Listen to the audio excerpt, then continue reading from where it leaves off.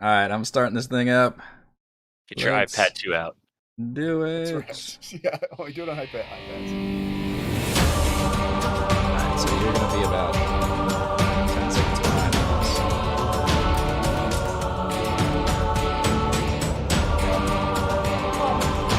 Lunch theme. The game's on my iPad, so I can't hear it at all. What game? Oh my gosh, that's loud.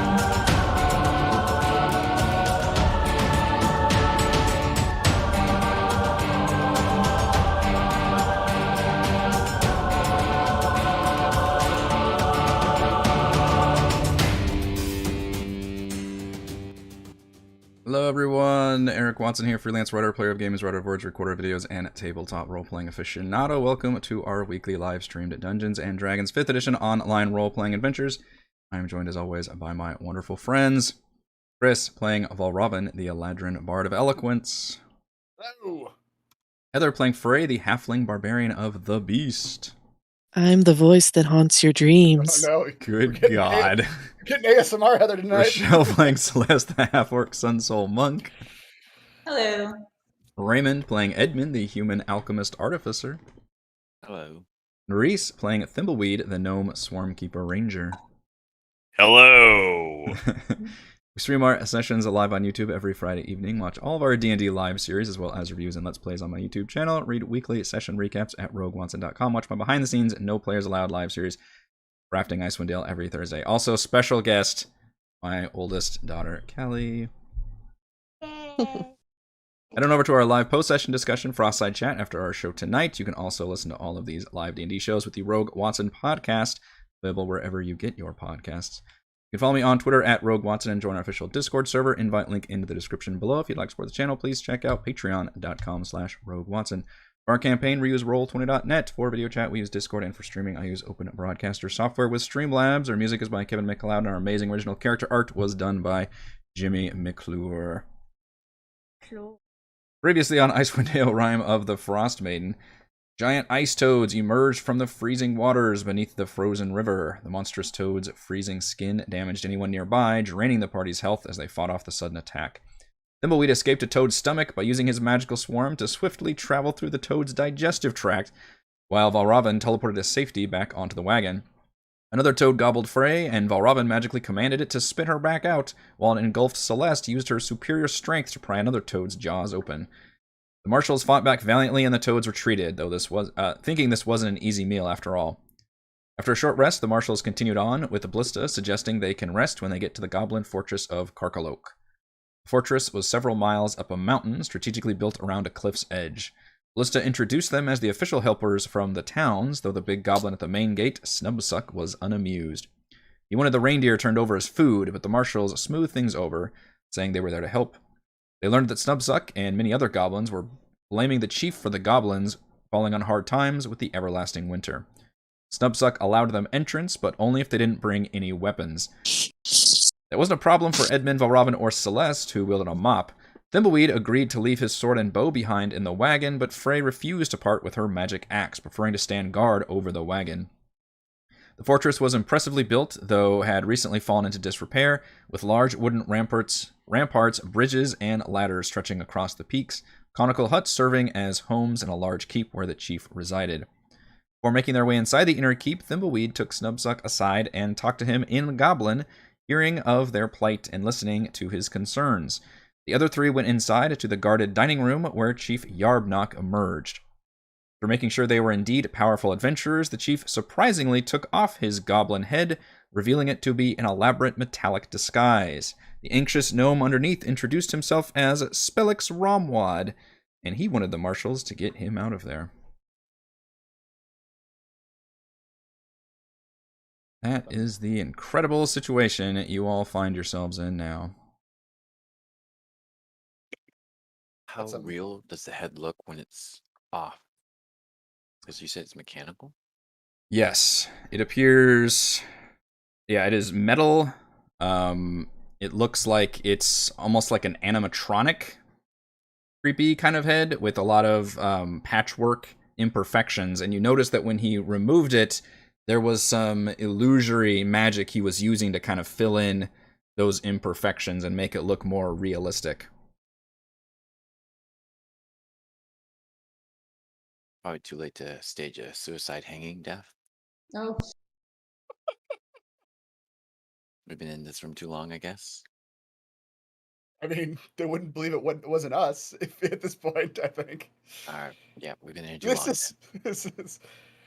I feel like we're getting really into dark jokes immediately with a child watching. But that was real, yeah. The mom and me went a little like, oof. you can't hear us.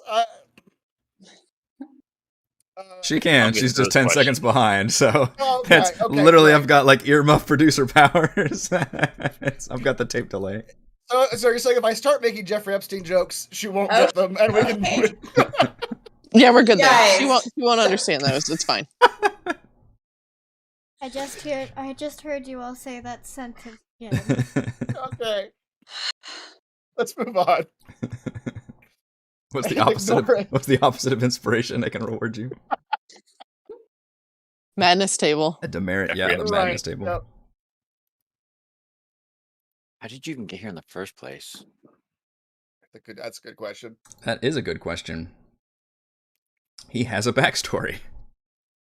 Says he looks, and the whole time he's looking around furtively and still appears very anxious about being in this scenario. I'm so glad I'm not there to have to deal with all of this. Are you at home right now? Where are you at? I am upstairs. I'm not Okay. feeling 100%, so I'm just Okay. kind of like on multiple pieces of equipment over here Gotcha. versus sitting at my desk.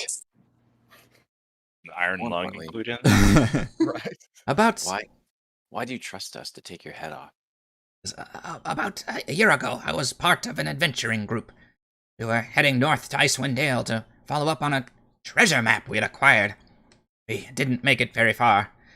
We were off the road, looking for a place to make camp, and this avalanche came barreling down the mountain.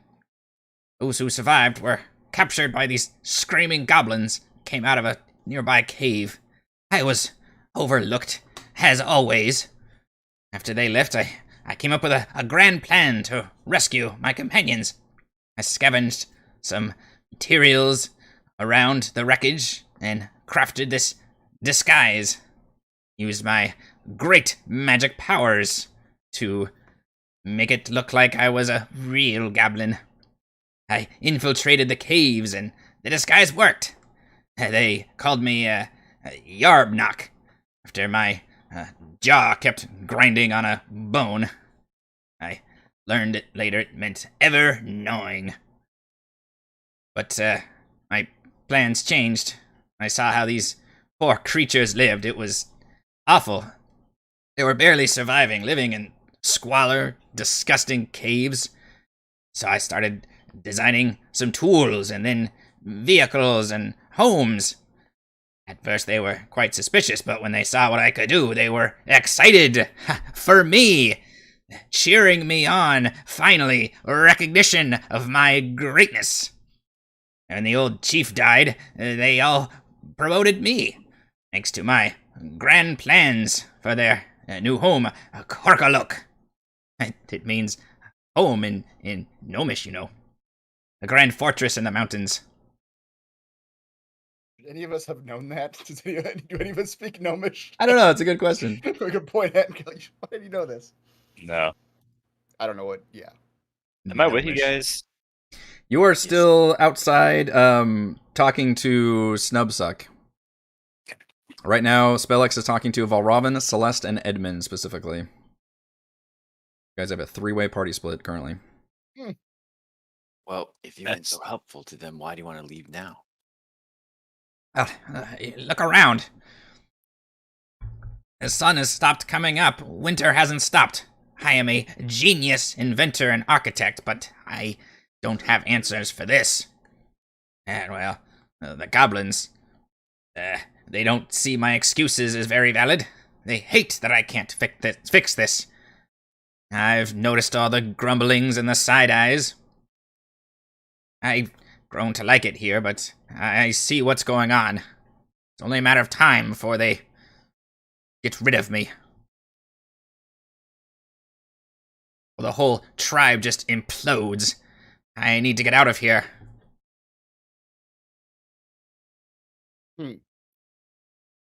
One question. Why were you gnawing on bones? I had to make like a goblin. Oh, so gnawing on bones was your impression of a goblin, then? That's right. Everybody was eating, so, and in Rome. Okay. How about if you just leave your suit in your bed, magic it so it looks like you're sleeping, and then we'll just smuggle you out of here. Yes, that's exactly what I was hoping. You have great powers, yes? Yeah, I don't trust you though. Can I do an insight check as Sure. as Edmund starts calling him out on not trusting him? See Sure, how he reacts yeah. to that? I'm not saying he's lying. I just don't trust him. It's fair. Oh Lord, that's nope. That's, Nope. That's an 8. That's just an 8. Why should we go to the trouble of smuggling you out of here? Oh, well, that treasure map I spoke of, I still have it. It's up here. Like, treasure, right? I gave up on it, because... He doesn't look impressed. Well, like, he doesn't look interested, but he's gonna ask, what is the treasure? It was a great smuggler and pirate, Captain Blue Moon. Rumor has it he was looking for a new hideout or a base or something up in Icewind Dale, because who the hell would come up here, right? And he crashed in the sea of moving ice. And we have the map of whereabouts he crashed last, and his ship was laden with all of their treasures. This map is solely in your head. Well, we had a physical map at one point, but everything got, destroyed and taken by the goblins. But yes, I kept it in my head. Very smart. Don't forget a thing like that. Are you sure? It's a year ago. Memory fades, I think I could pinpoint it pretty well.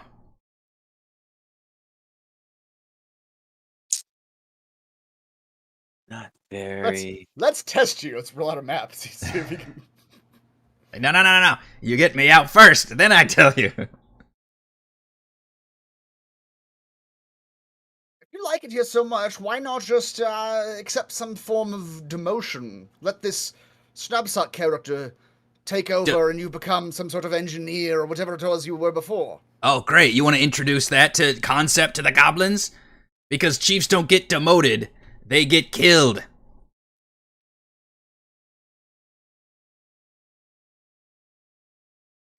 Fair, I suppose. It's time for a hilarious fake his own death prank. So what if we were to fake the death of what is your character's name at the moment? Chief Yarbnock. Chief Yarbnock. Perhaps Chief Yarbnock dies, and over the next evening, say, his younger brother, Carbyarn, comes into the goblin territories and offers his services as engineer in his brother's stead. You have some control over your... Wait, who is Yarbnock's brother? Well, that would be you, sir. What? You die, and then you play your own brother. It's a common trope in Elvish literature. His face pales. Is this some kind of soul-switching magic? Do you carry around another gnome body? No, sir, but you have... Not yet.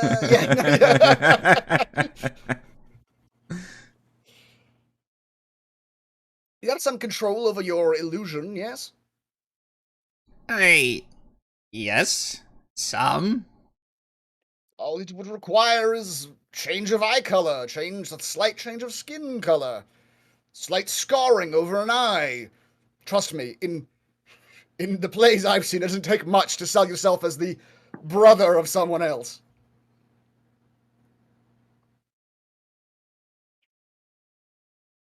Go on. Well, that would be generally all it would take. I'm That's just... that's the whole idea. I'm wary of pulling you out of these goblins, you see.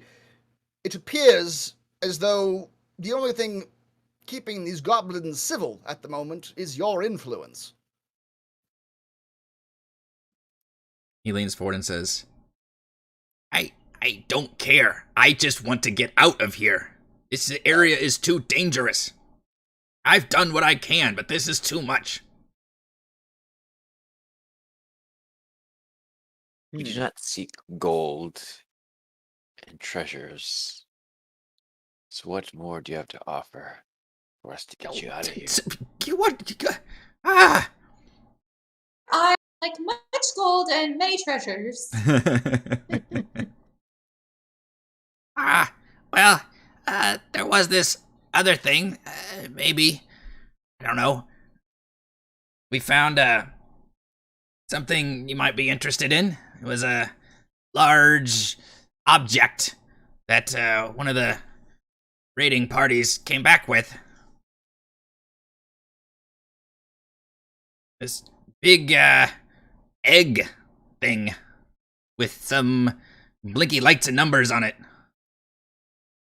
I've been trying to crack the code, but I had no luck.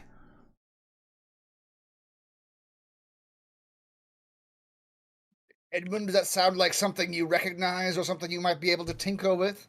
Sounds mechanical in nature. Nah.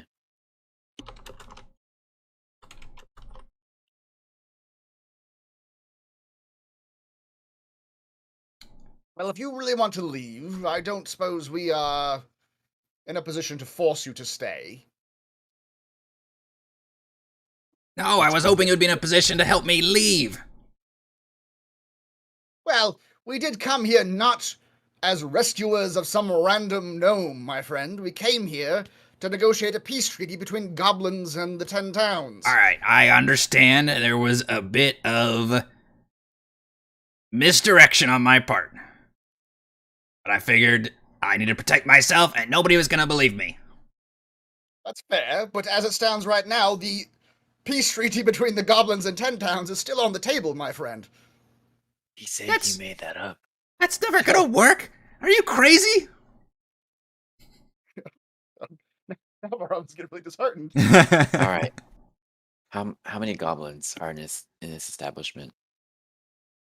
I don't know, honestly. Goblins breed pretty fast. Dozens, maybe? They come and go quite a bit. What do goblins like to eat and drink? Everything. Anything they can get their hands on. All right.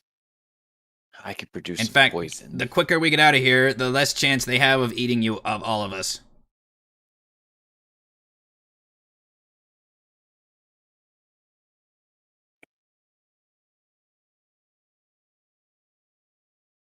While you guys are thinking about that, why don't we go to Thimbleweed and Snubsuck outside? So you two have had a conversation in Goblin where you have heard the plight of the goblins, basically hearing kind of a similar story that Chief Yarbnock told the other three, but from Snubsuck, in that this winter has been very harsh on them. The chief has been good for the tribe, you know, creating this nice fortress. But pretty much ever since this everlasting winter, which is, I forget how long it's been now, a couple months, things have gotten really bad. The herds, you know, are leaving the area. They're having to go further out to get for food. It's just becoming a really harsh, you know, we're not quite post-apocalyptic yet, but it's like starting to get to that point where everybody's starting to look around and really start counting out resources. And he's thinking there needs to be a change in leadership. Yes, indeed. I would agree with you there. It would be hard to have faith in your leader when everything is failing around you. Yes. What would happen if your leader happened to die and there be a vacancy for leadership? Snubsuck is biggest and strongest goblin. Snubsuck could put himself in charge. Yes, indeed. I can see how a strong goblin like yourself would make a great leader. What would Subsnuck do as leader? How would a Subsnuck lead his people to greatness? Are you out of asking for this my long, policies and my official positions? dark winter? I just wanted the other guy's voice. I'm not saying that you need to have concrete policy right now, but you should definitely look to the future and how you might help your people. What are your plans to get out of this? If winter continues, Goblin tribe may have to leave this place behind. Go where there is food, or we stay here and die. Indeed. Perhaps Sound we are reasoning. being cursed for trying to live not like proper goblins. Perhaps. I would say this fortress is very strong. It was a good idea, but this long winter has affected many beyond this fortress. You have been beyond. How far does this go? We are from 10 towns. Some of us are from the surrounding areas. And it even affects those areas. My God, the entire tri-state metroplex. No, the entire tri-country metroplex. Metroplex. It's still one bunch of cities. He's very, you're a very well-spoken goblin. Thimbleweed is nothing but well spoken. Mhm. Yes, Snubsuck will lead tribe to survival. Might not be safest route or most prosperous, but it will be one of survival. I think that is a good plan, well thought out. Probably the best that you could hope for right now. I would encourage you, after all this is done and the long winter is no longer long, that you come back here to this fortress. It is very sound. You could make a great leader for your people in this place. You will help Snubsuck defeat Chief Yarbnock. By defeating the chief, Snubsuck can become unopposed ruler. I will How do you Talk. find yourself in this position? You repeatedly find yourself in this specific position. I will join the goblins. I will be your most loyal lieutenant. He keeps knowing how to speak their languages. That's what's fucking you guys up. He can speak He's in goats. his He way. can speak with the bees. He can speak with the goblins. I must confer with my compatriots on how to resolve this matter without further bloodshed. Or, I guess, any bloodshed. I don't think anything's happened yet, right? Correct. There actually hasn't been any Okay. current bloodshed at the moment. Very good, Sub Snack. Very good. They're calling them bug snacks. Fuck snacks. That's copyrighted. Oh, Mhm. yeah. Wait, did you just call him Subsnack? I did. Yeah. I Your had accent forgotten is his name. awful strange. Such a snack. Yeah. Yes, if you may allow me to confer with my companions, maybe we could find a mutual solution to this problem of ineffectual leadership. The thing is, there's probably half these words probably don't even exist in Goblin when you're speaking, so we're just gonna pretend you're talking like this, but you're really like grunting and making very like commonality phrases about like you lead, good idea. It's all in the inflection, right? It's There's a lot of subtext in Yes. Goblin language. Yeah. But yes, Snubsuck seems very motivated by your eloquence.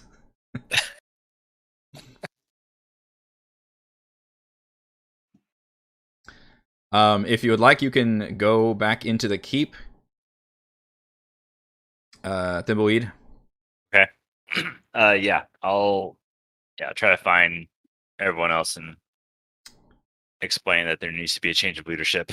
Yeah, you make it inside, and there's Blista, who's still kind of waiting, and very much like a child almost, like just like very excitedly and just looking forward to whatever the fuck like the chief was, all this stuff, and thinking it's gonna be a grand thing.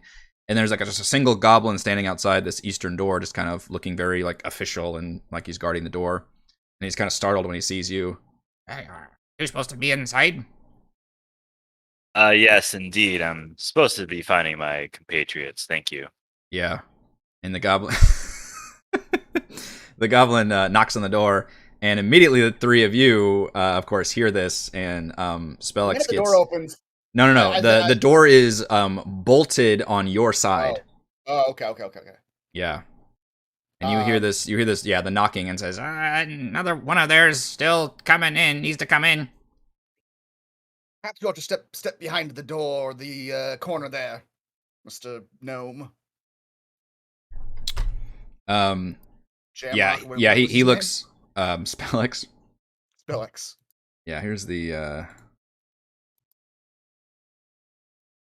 picture to remind you. Okay. That's with his disguise on, obviously. He nods, but at the same moment, in response to this knock being, the door being knocked and that voice coming through, this other goblin just kind of opens the door and comes running in to like help, do his duty of opening the door from the inside, and immediately freezes. And Spellix sees him, and he sees him.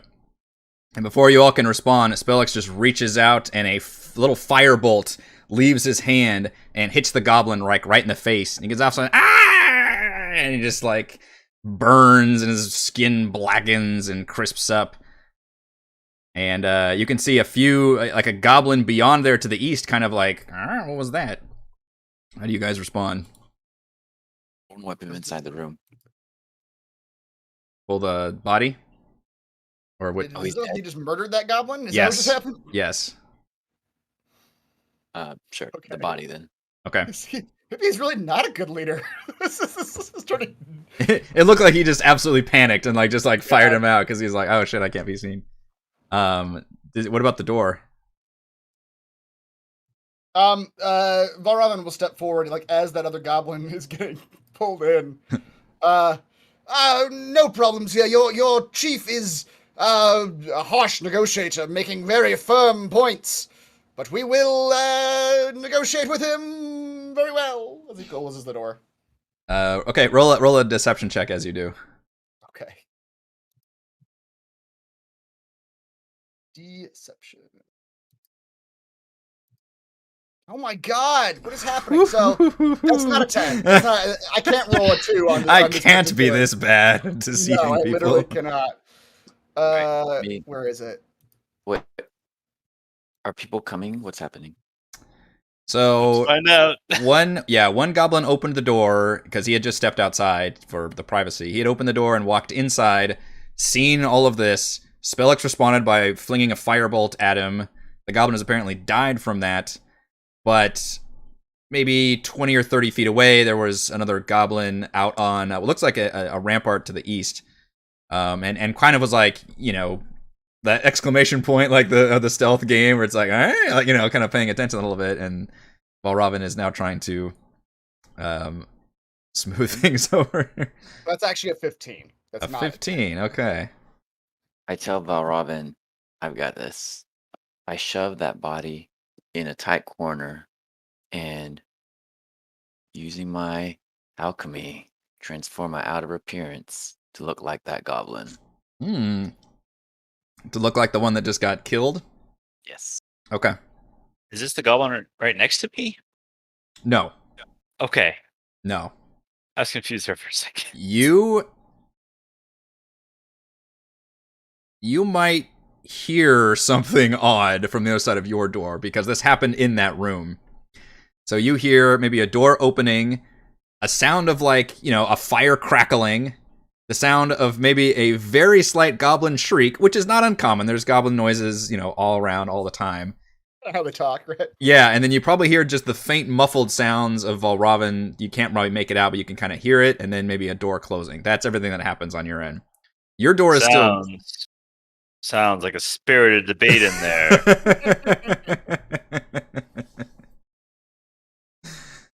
Indeed. All right, Valravn, you when you say those words, the goblin just kind of shrugs and turns as you close the door, and then Edmund, you magically make yourself look like that goblin. Spellix is like, ah! And then he's like, ah, yes! I knew it! You got magic powers, perfect! Science, not magic. Oh, okay. Yes, I too am a gnome of science. I guess I can reopen the door now that the goblin, he's back to standing right next to me. Good. Yeah, whatever Edmund wants to do. That, I mean, and yeah, the knocking door came from the west, which, as I said, is bolted by a giant, like, secure... Oh, so these goblins that just opened this door are not related to Thimbleweed? They just randomly opened it on some other errand? Correct. Yeah, sorry. So the one that... Yeah, so... The door that Thimbleweed is at is to your west, and that's the one that is locked from the inside, and that's the one where the goblin was knocking to have somebody let, and there's supposed to be a goblin on the other side. That goblin was dismissed to the eastern door whenever he was coming in to do the door, correct. Okay. So really, it's Thimbleweed's fault that this goblin got murdered. But he didn't know that.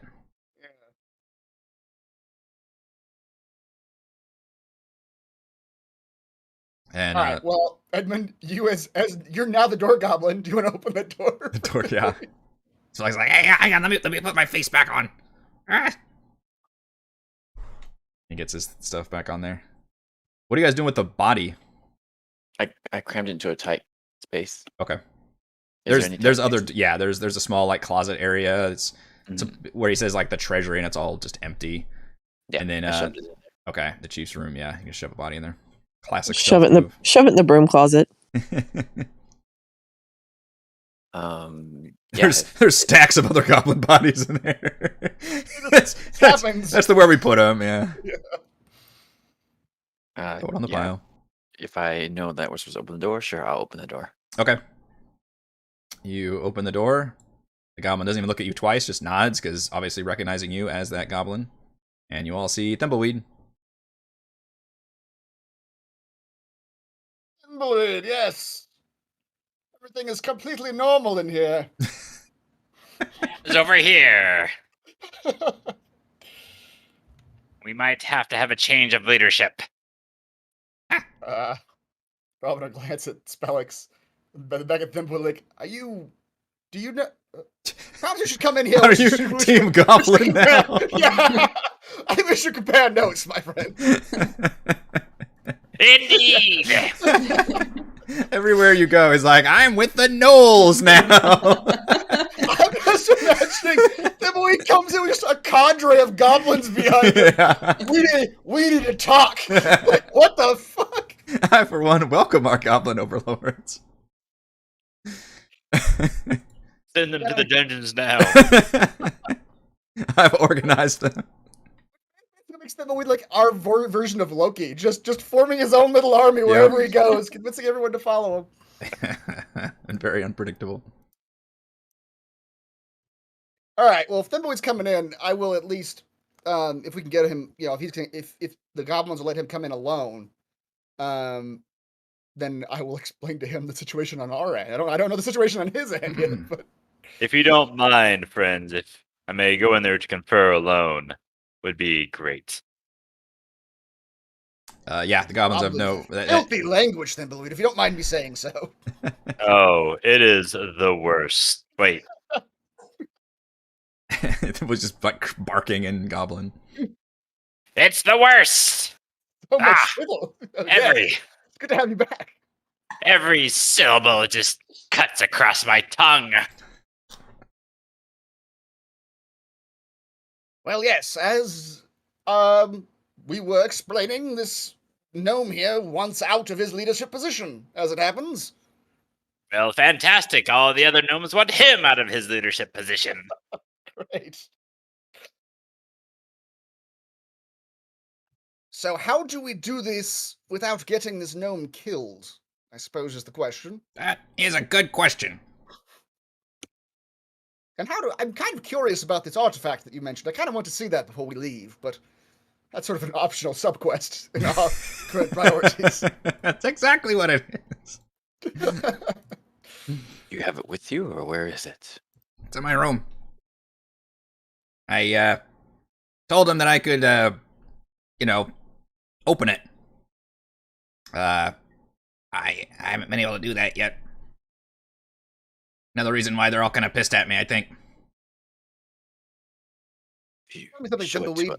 Do you think that that your new goblin friend would be amenable if we were to murder the current chief on his behalf? Okay, wait a minute. What? We happen to have a goblin head that looks quite convincing. Yes, kill him right now. Ah! Hold on. Perhaps I should be clearer. I'm imagining a scenario in which we present the helmeted caricature of a goblin that this gnome has created as proof that we have murdered the current chief, therefore allowing your new ally to ascend. And in return, your new goblin chief ally would simply allow us to leave unharmed. I think I could probably convince him to do that. Yes. If not, I'll be joining the goblins and killing you all. Good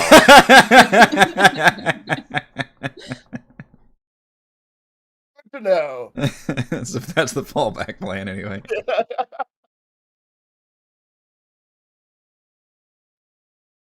All right. Well, that's for the future. Right now, we're trying to get to look at this artifact.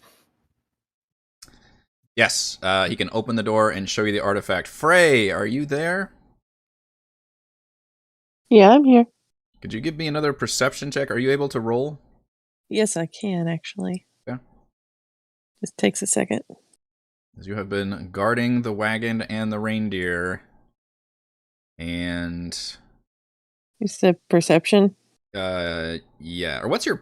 Yeah, you can go ahead and roll perception, I guess, or assuming you're actively Whatever the difference in rolls is, looking how out. many reindeer get eaten.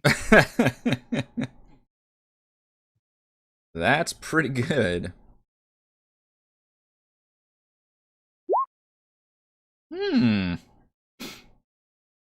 Goblins are pretty stealthy, though. I do have danger sense. Does that help with anything? They have a +6. You said they're pretty fucking stealthy, man. That's like the only thing goblins can do well.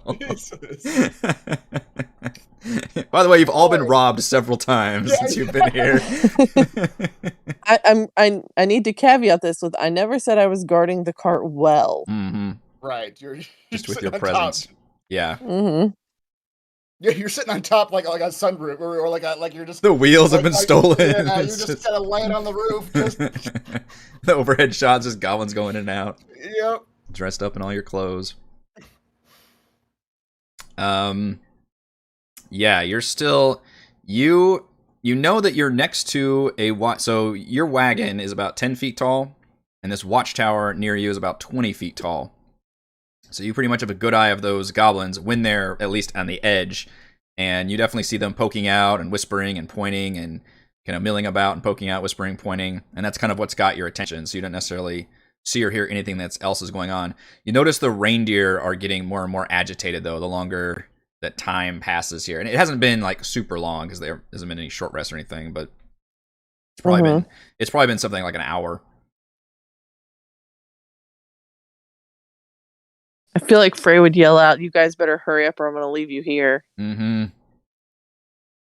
Yeah, but you're not quite sure what's going on, but you definitely sense that the reindeer are getting more agitated, and you feel like the goblins are becoming more animated near the watchtower as well, at least. If Frey starts yelling, can we actually hear her from in here? Not from in the keep. When you exit the keep, you might be able to hear her. Okay. She's really giving it the bellowing yell. I realize a problem. In the meantime, can I start taking the cart and doing donuts in like this big open space? You want to actually like drive it around?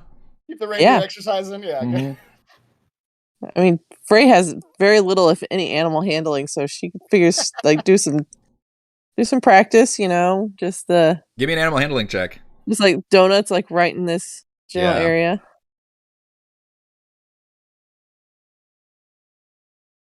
See how well the reindeer respond.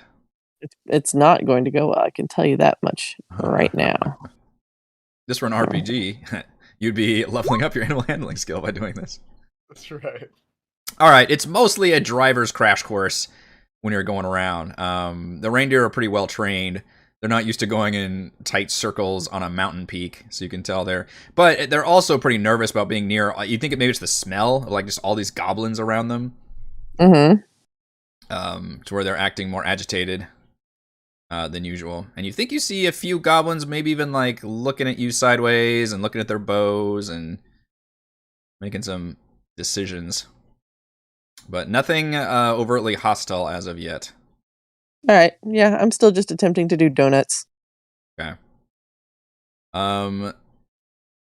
The Spellix opens the door and to his chief quarters, and inside you can see an egg-shaped metallic object about as big as maybe a small human. 4 feet by 4 feet, maybe. And in the middle of it is a panel with flashing lights and a 9-digit keypad, and it's got seams to where it looks like it's gonna open somehow. And he explains that one of our goblins found the object and brought it back here, but was unable to open it. I'm not sure what the hell it is. Don't know where it came from either. I've been trying different combinations, but thing seems to work.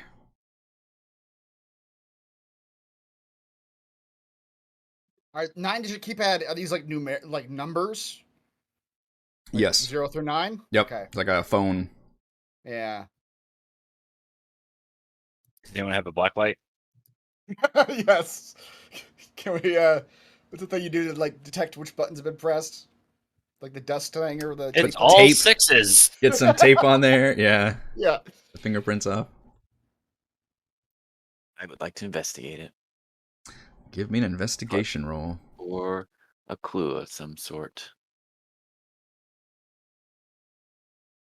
Damn, these rolls. Yeah. Yeah. These are, not yeah, really you're the right. Things we're good at tonight so far. Yeah. This is like nothing you've encountered before, which makes you a little uneasy.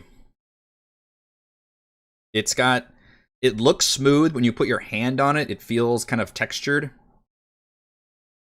And you can feel seams to where it looks like this thing should open somehow. But you can't see any way of doing it. The only thing that's on there that isn't just pure, egg-looking thing is this panel with this lit-up panel that's got the numbers on it. You guys have any magic that opens stuff? Did you take that spell? Could dispel some magic if it was magicified.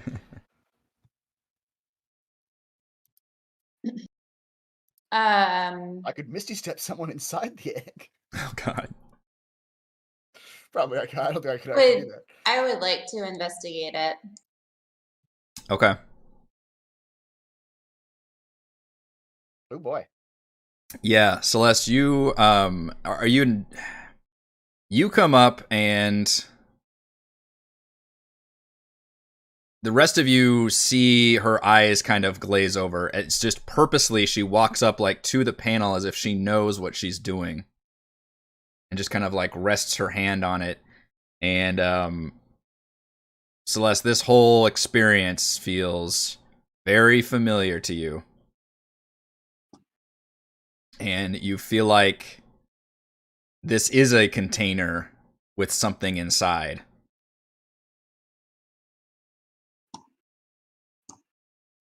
Is something they teach you in your monastery, dear?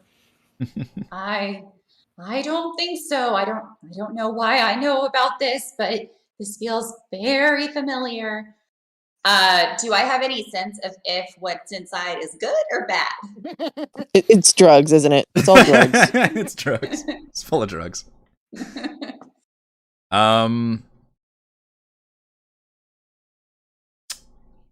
You are not sure, but a part of you feels like it is biological.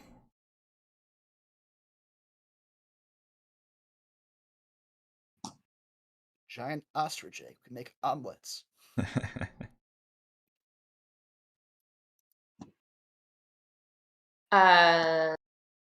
Okay, hold on. This is how a horror movie starts. That's right. Yeah, let's open the container. Ridley Scott's made like 4 movies about this very topic. I was about to say, isn't this the beginning of Alien? It sure is. And the end of like 2 of his other movies.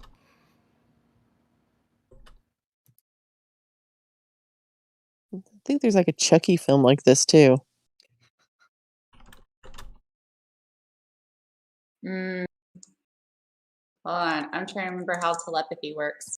So telepathy is like I can. So it's like I can be in people's heads, right? That's how I've used it before. I want to try to. You said that like that it's like biological. I want to try to talk to the egg telepathically. Okay. Not gonna go. Now we're reenacting like Arrival or something. I would like to speak to the alien. Yeah, the tentacles come up on the... Congratulations, now you experience time non-linearly. I've broken you. I imagine it's like one of those where you're trying to hack into someone's brain, but they hack into you instead. Oh, man. That's right. We're about to get some sort of like bizarro Celeste here. Okay, so together. Kill her as soon as something weird happens. Are her eyes still like rolled up or whatever? as long as she is in like physically in contact of it, yes. Okay. Yeah, this is kind of freaky for you guys. Even Spellix is like, it's never done that before. I've touched it a lot. I've touched it a lot. Probably should have cleaned it first. Alright. Wow, you went there. It was in my room. I didn't think anybody else would be in here. Alright, so telepathy isn't like a check or anything, right? You're just activating it, I think? I think so. It just said, yeah, it just says like you can speak telepathically to any creature you can see within 60 feet of you. Okay, you feel like you can make this connection. What do you want to try to... Yeah, I'm just gonna try to very specifically say, just simply say, what are you? Okay. You feel a response, and it comes back as one of confusion, and sounds like it dark. And you get back a sense of fear and confusion mostly. But you do feel there's something inside there that is responding to you.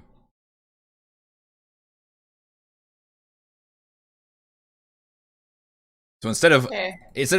responding of what it is, you almost feel like it's giving you just an emotional response of confusion and fear about its predicament. And it asks the same of you, like, what are you? Whisper, janitor.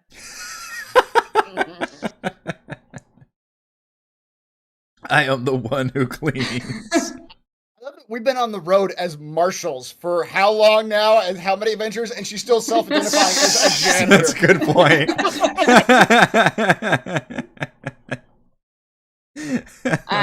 Literally done great deeds across this land. I'm mostly clean. I don't know how much this thing can communicate really back with me with my telepathy. You feel the longer you do it, the psychic connection grows stronger. Okay, so I'm gonna say friend, and try see if I can figure out the code. Like just ask, combination numbers. Okay. Between the two of you, you get a brief flashes of memory as you stitch together images from its memory and your own of creatures with tentacles for mouths and a very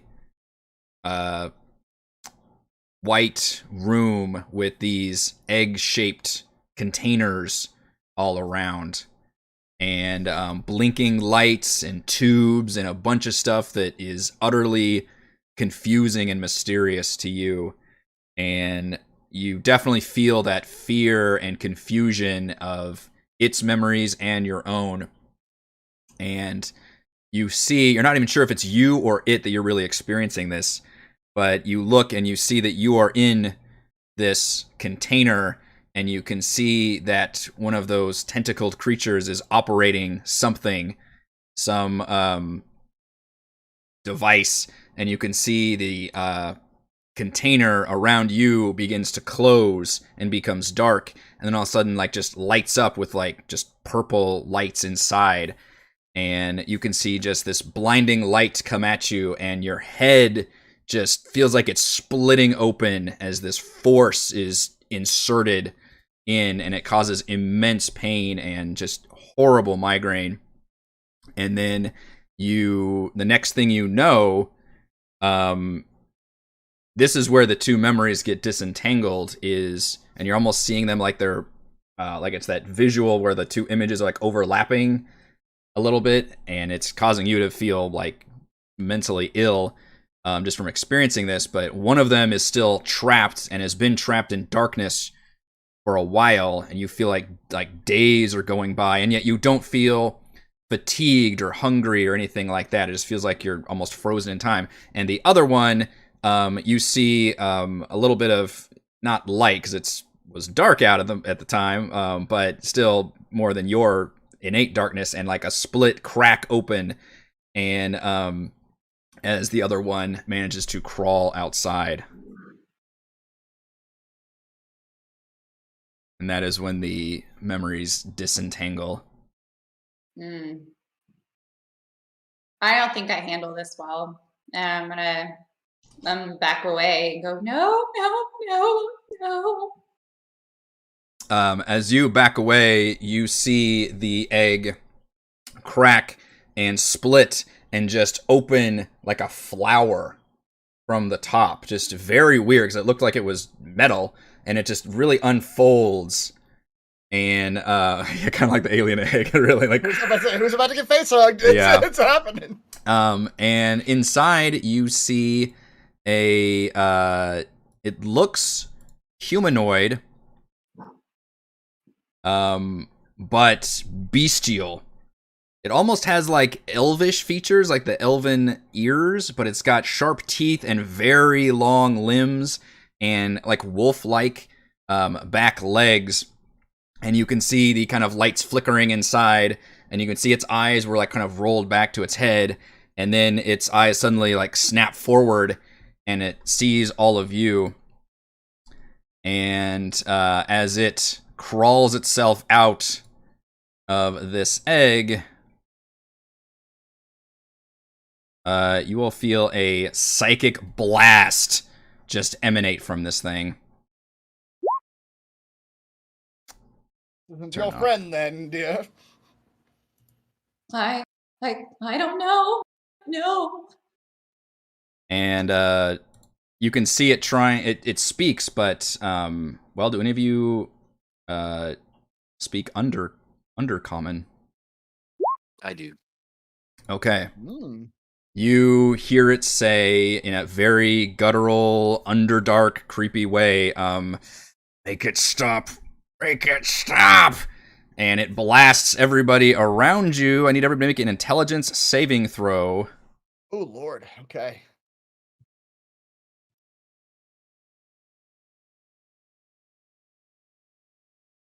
Oh, Robin, all about the intelligence.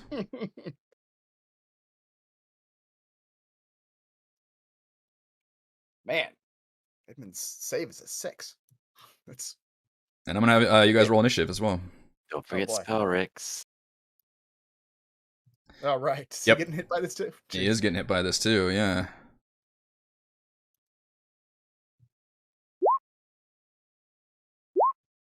This is for Spellix, and he does take the damage, which knocks him on his ass, and it stuns if you... So if you succeed, I believe nothing happens. If you fail, you take 14 psychic damage, and you are stunned. What? DC 12. Which I think is only Thimbleweed? And Spellix. You don't need to insult my intelligence. We all know.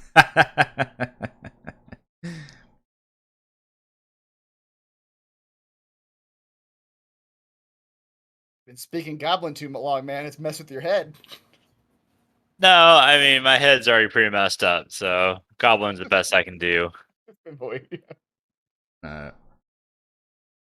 He says to make it stop, which I assume means to kill him. That is certainly an interpretation. But we've seen Celeste do something similar to this, right? Like You have. Okay. Yeah, Celeste, this appears to be a more potent version of something you can do. And it is your turn first. This thing does appear hostile. It looks angry, and it is lashing out.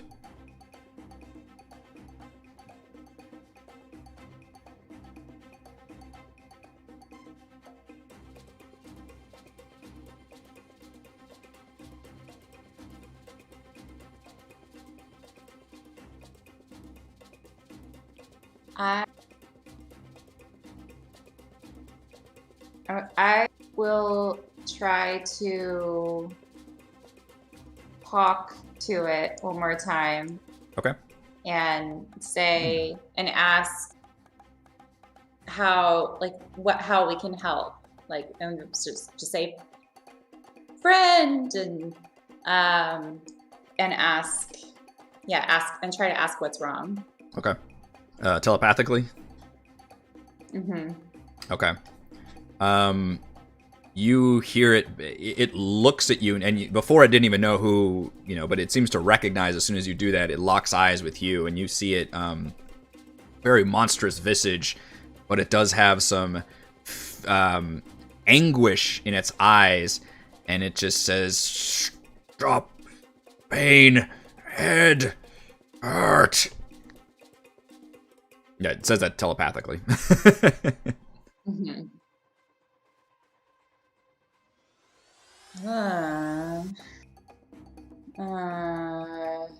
It doesn't appear very intelligent. I mean, it can speak, obviously, but it doesn't appear to be very intelligent.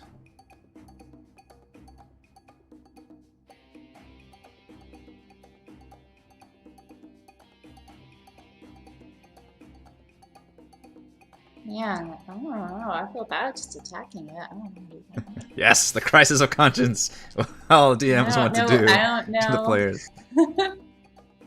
Especially making her go first. I know. It's make the choice. I'm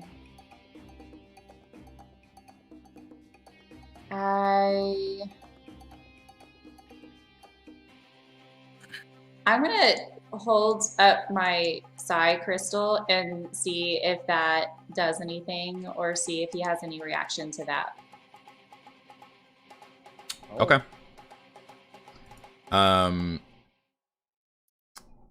You hold that up, and it looks like that might have some effect on him. He actually looks at it with even greater fear, because it is amplifying your own psychic powers, and he seems to read that as if, and you see flashes again of those images, and you see these crystals being used by these tentacled creatures as part of their experiments and their devices. So he sees that and immediately registers a greater fear from that object.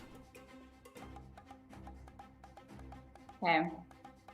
So he emerged from this egg, and the egg is still like sitting there, like, Yep. open. Yep. It looks like the inside of it is just enough to fit like one person, like just stock straight, as if strapped to a table or something. And it must have been, you can see, judging by his body, he must have been like hunched over and kind of curled up inside, because he really emerged with like these elongated limbs and stuff. Okay. And there's like still goblins, or what is it, gnomes, whatever it is, on either door. Everywhere, yeah, On the side of either door. Yeah, you the goblin that was on the other side of this door is killed, and Edmund is currently looking like that goblin. The goblin that's on the western side next to a stunned Thimbleweed, you're not sure what happened, although you're pretty sure psychic blasts could potentially penetrate through the walls and just affect any living creature. But you did not... in fact, well, you can see it. I rolled it. The goblin intelligence save was a 14. Miraculously. Okay. I'm gonna come over this way and try to go out this door. I can't really see. I'm just gonna try to move away from him to see if it's our like connection, like closeness, that's causing him pain. So is this the door out here? Can I go through here? To the east? Sure, yeah, you can go out there. That was the door with the dead goblin, right? Yep. Okay. He lets you go without attacking you. And he just watches you with like very wary eyes.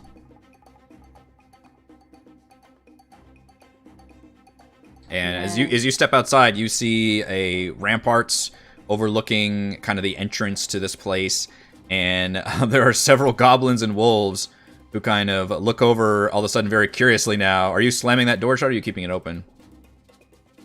I'm gonna slam the door shut. Okay. And just let them deal with that. And I am gonna spend a key point to take the dodge action. Okay. Yeah. All right. They're not. None of the goblins out here are hostile to you, but they are looking at you with interest, as if trying to figure out like, what's going on.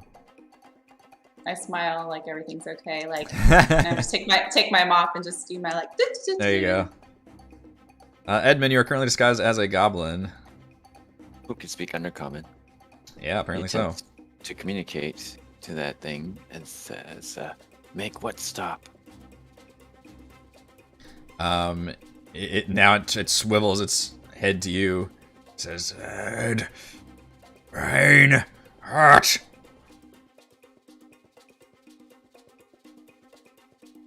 Well. Um.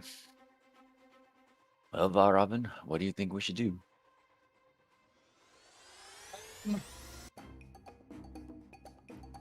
Roll Edmund, you can roll a nature check. Sure. I like rolling checks. I like checks.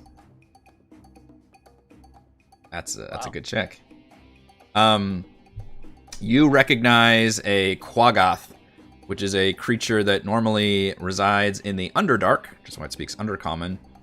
And while it is intelligent enough to have its own language, it's normally used as like a slave race by drow.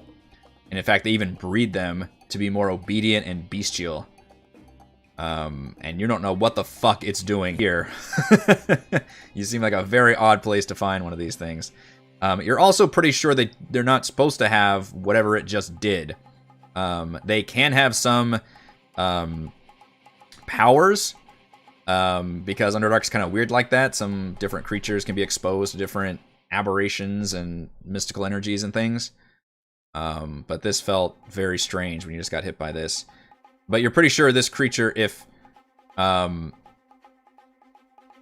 would possibly respond with violence and aggression if it was confused and afraid. You would also know that it is immune to poison. Poisoning it. Wait, it will be aggressive if it's confused? Yeah, it would basically treat most situations with violence and aggression. Man, I wanted to kill this thing, and now you had to make it all sympathy. Oh, absolutely, you can kill it. I'm not gonna... It's just a cornered animal. I'm not here to judge. Perhaps we can put it back in its egg until we are able to deal with it at a more opportune moment. While Robin's like glancing at the door, is like very nervous about the fact that we're surrounded by goblins. Yeah, and you can see Spellix and Thimbleweed are both like just sitting there drooling, like being stunned by this blast. I say we let someone else deal with this problem. What say you? I can, at the very least, attempt to suggest he go back into his egg for the moment. I don't think this is the right time to deal with this particular problem. Make the perfect opportunity for distraction so we can escape the other guy. That's right. Like, we let this thing go wild. Whatever, this quagga, like, out the door and attack all these other guys out here, and we just like, bye. And trot out with the other guy. The Quaggoth, they've been used as slaves, but he seems a bit more powerful than most typical Quaggoth that I know. But I don't think it is our place to kill him. He seems to be in agony. What's he's standing in the doorway? Thimbleweed's in my way? He had just come into the door, yeah. Through the door, I guess. Since he's stunned, can I just push him aside, like, inside this room still? Sure, yeah, you can't do anything about it. I just knock him over. Yes. You know, just step over me? There's been push aside and knock his ass over. First backhand out of the Can way. I push him aside? Yes. Okay, I knock him over. He slams. Yeah. Just, unfortunately, $1 Million Babies, it just hits a stool on the way down. Oh, I no. would. Quadriplegic Thimbleweed for the rest of the campaign. But yes, you can move him. I want to grapple this thing. Interesting. All right, we have grapple rules. You can make a athletics check contested by its athletics or acrobatics check. And it seems like it's pretty strong.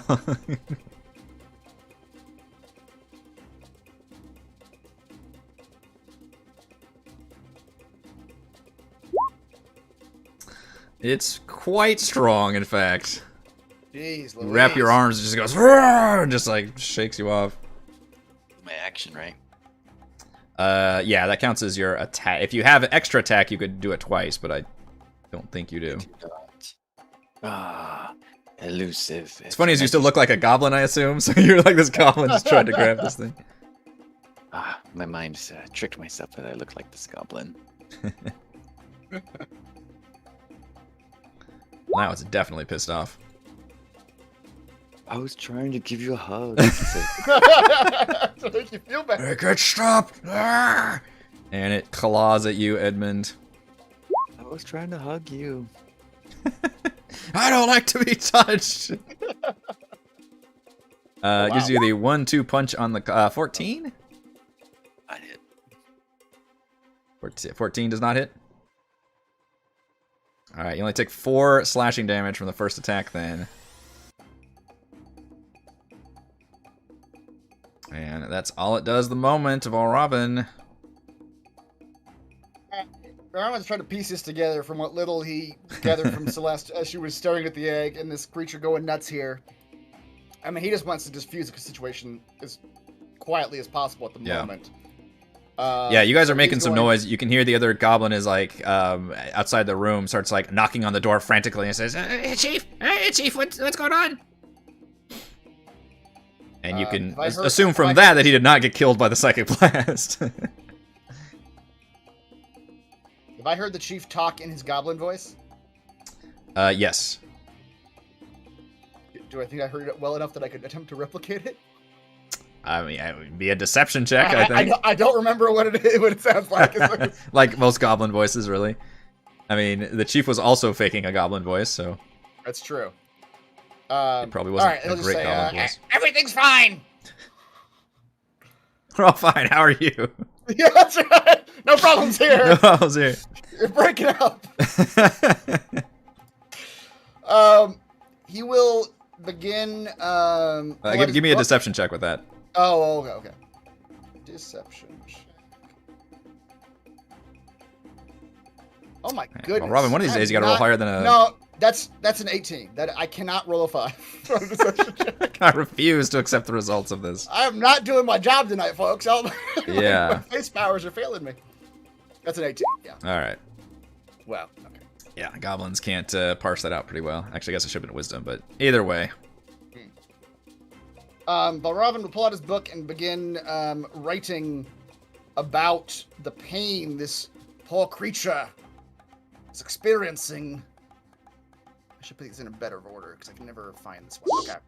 And how the pain made him susceptible to outside influences, including the writings of brave Valravin and his ledger. Include a little bit for yourself there. I wrote myself in. Yep.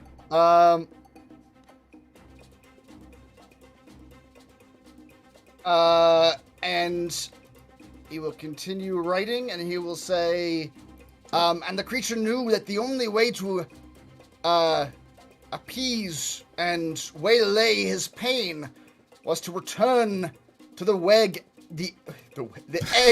You better write this down correctly. Weg. It's not a word. Scratch again. And so he did. He returned to the egg and crouched inside. And you cast the suggestion spell. Yes. Okay. You're commanding him to return to the egg and crouch inside. Yes. That is a wisdom saving throw. Problem is we don't know how to close it again. Well, yes. You've got 8 hours. Yeah, that's right. That's true. Got some time. If he fails, so he gets a wisdom save. He does. This is where Here comes the unsettling words. what is it right now? I don't even remember. It's. You rolled a 20, by the way, to everybody just listening. Yeah. God, I can't even remember. What is my bardic inspiration die right now? It's a D8, right? Huh? I think it's a D12. Bullshit. I think it just leveled up to a D8, but I don't remember. How convenient. Hold on, I'm looking it up. Are you sure it's not a D16? I need more D's. Give me more D's. Yeah. Shit, it's not even on the... Alright, hold on. I'm finding it. We must know. How do I D8 bard? D8 at level 5, yes. It just leveled up. I just haven't written it down anywhere. Alright, so I gotta roll. What do I gotta roll here? At least a 4. No, yeah, roll at least a 5. The math sense is killing me. Oh, he Look at that! nails Look the at that! bardic unsettling words. So unsettled. He's so unsettled. So that's really a 13, which does fail. 13. What an epic roll. Was that the first time we've seen unsettling words really make a big ass difference? Because usually you big roll it and it difference. doesn't. Yeah. I think one time it was like 1 off, and I had to roll a 1, and that would have done it. But this is Yeah. the first time it's like I had to roll a decent number. Impressive. Pursues the course of action you described with the best of its ability. And it can continue for the entire duration. Okay. So I can go ahead and pull us out of combat because what it's going to do on its turn is immediately follow your instructions. God damn you, chat. If you're right, I'm gonna be very upset. What? And can this thing understand common?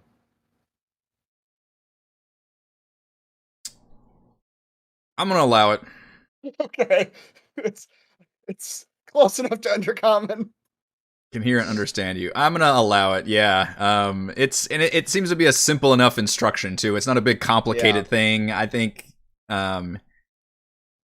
I think it could parse out your meaning. Okay. Also, it's been experimented on in strange ways. You're not sure what it's capable of. I was gonna say you could ask me to translate for you. That's right. Translate my words so that he understands Whisper the it to him. magic that's being cast on him. Yeah. Yeah, between everybody involved here, I think we can let it happen. Then I'm not going to take this away. That was a great roll. There's too much went into this. Too much went into this. We're going to let it happen. DM ruling. All right, so yes, on its turn, it will retreat back to its egg and climb inside. And as Edmund said, the thing does not close. So it's still open. The open, half is just open, and it just kind of sits in there with a really just very calm, serene look on its face as it's sitting there, just kind of uncomfortably looking, crouched in this thing. And then every 6 seconds, Thimbleweed and Spellix can repeat the save to try to come out of being stunned. I think max time it lasts is a minute. So at some point, they do recover. And yeah. So at some, I would also like open that outside door and just peek my head out and say, Celeste, your services are required for the ongoing negotiations inside. I'll come back in and say, "Oh, did we do it? We did. Good job, team." Do you know how to close that thing? I don't know how I opened it in the first place, to be honest with you. Fantastic. That is true. But I'll go up to it very cautiously and just like kind of put my hands on it and see if that does anything.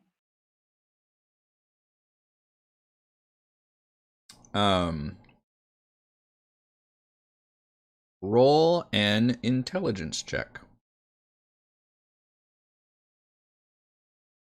Hold on. As she's going up, to inspect this thing, Robin's gonna write a little haiku about how good she is at understanding this alien machinery.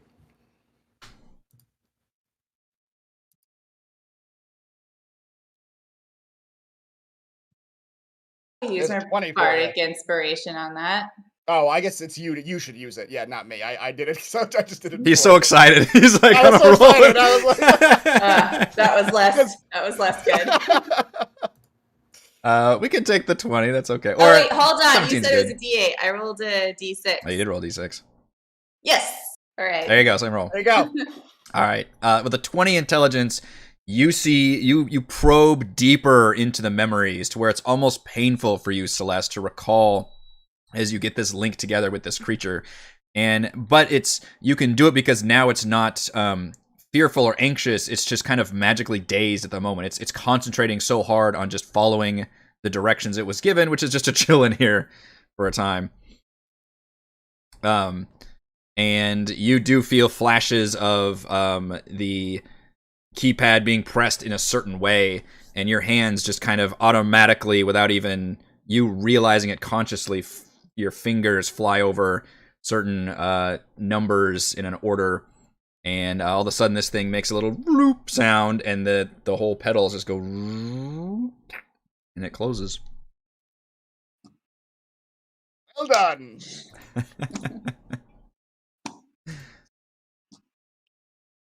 Well, that was a totally normal thing. Spellix Many questions. Spellix comes out of being stunned for a second, like, oh, what was that? What was that? Oh, crap. Yes, there was some sort of creature in that egg. Oh, God.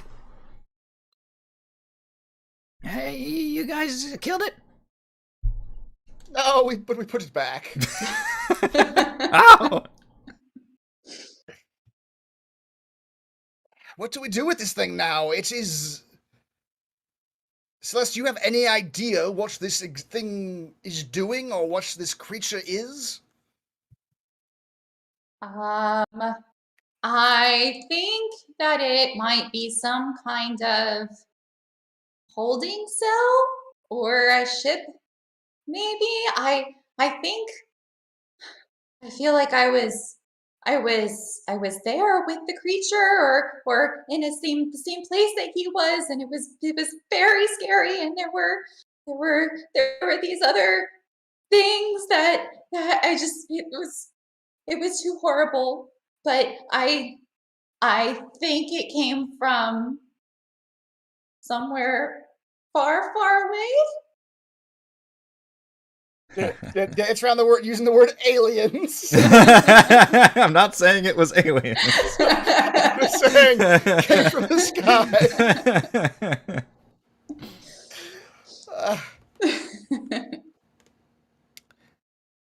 Well, not to say that I wish to take on that creature again, but perhaps this place is not the best place for this egg to be. Whatever happens to this creature in the future, perhaps we should take it with us? Just roll the egg. Roll the egg, yeah. How did you guys get it in here? I guess that's... We have, carts and stuff. I told you, I invented all these tools that goblins had never even heard of. Do you think you could convince your goblin friends to transfer this egg to our wagon? Maybe. Leader. They need an explanation. Leaders don't need an explanation. Yeah, I know, but I don't exactly have the ear of the people right now. Lauren will turn to Thimbleweed and say, perhaps your friend can help with that particular problem? You're muted, but I heard you. Heard you through the other mic. His voice carried. Yep. Oh. Yeah. Bad and muted for that one thing.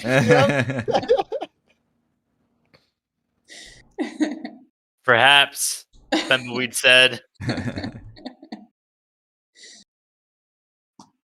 So, Sure, you guys want it, that's fine, as long as I go too. as I see it, this is the way I imagining this story unfolding. You order that your goblins transfer the egg to our cart. Thimbleweed, in conjunction with his new goblin ally, heeds the call with the understanding that once we all arrive at the cart, we will murder the current goblin chief for him, thereby ensuring he has ascendancy to chiefdom, at which point he will allow us to ride out safely. All while our only proof of murdering the goblin chief will be presenting an illusory head made out of a helmet.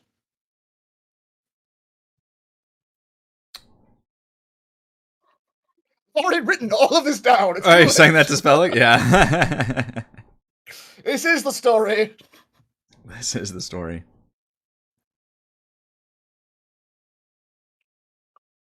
Yeah, I mean, I guess if that could work.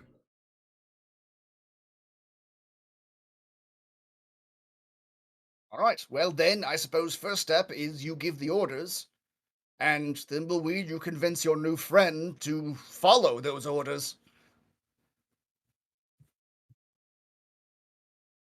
I suppose I can help you with this. Yeah, you can go outside and talk to Snubsuck, who's still out there impatiently waiting for some answers.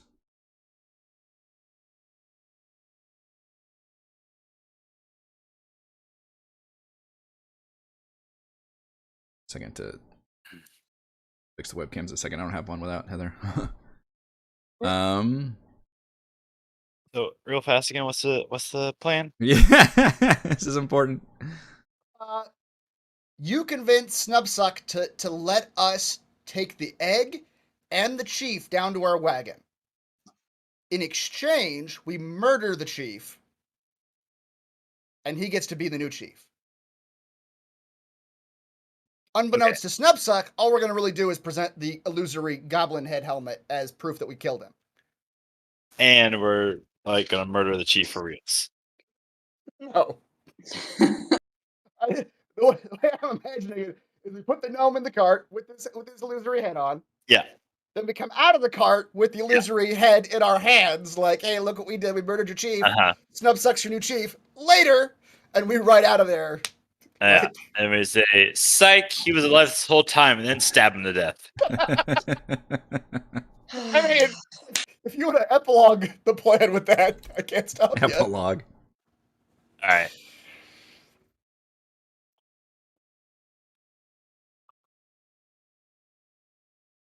Edmund's gonna follow just because it just seems natural for the goblin to. Oh, yeah. Sure. Yeah, you're still disguised as a goblin.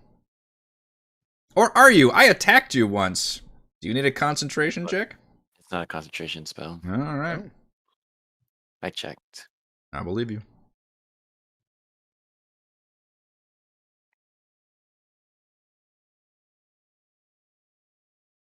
All right. Are you telling this? What are you telling to Snubsuck?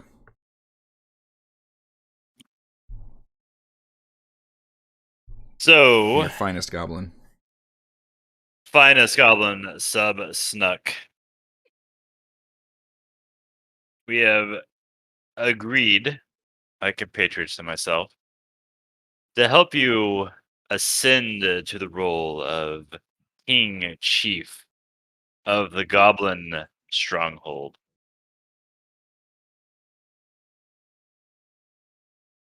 But first, of course, we must dispose of the previous chief.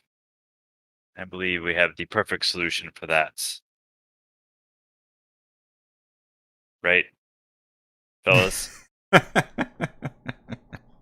right. It's in our wagon. We'll put him in our wagon and he'll be dead. We put him in our wagon and he is now dead.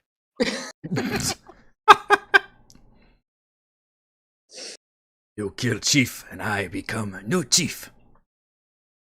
Yes, henceforth and forthwith you shall be known as Chief Sub Snuck.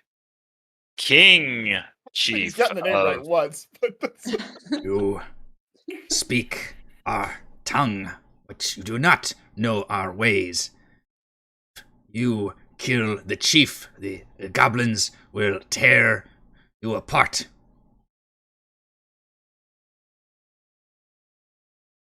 Would you believe he died of natural causes?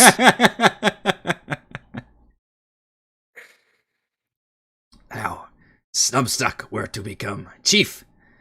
If that chief dies and Snubstuck has show of strength and cunning, win over goblin loyalty. He pumps himself up and points at you, Thimbleweed, but kind of gestures to all. Which I guess it's just Thimbleweed and Edmund as a goblin out there right now, or is that okay? Yeah. Says Snubsuck can challenge you to duel on Walk of Doom. Ooh. Me? Oh my. Snubsuck, best you, then wins over the tribe. My dearest Subsnug, how does besting me make you chief of tribe? Why not best your own former chief? I do not speak for your chief. I do not speak for you. I am merely a humble traveler in your dear stronghold. Chief will not fight me. Chief will put forth champion. You are working with the chief. You're not. I work for all of goblin kind.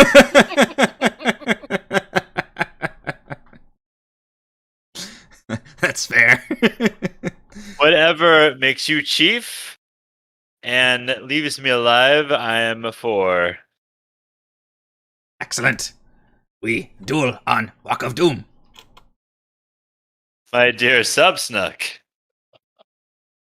I What's up, will dude? kill you on the Walk of Doom.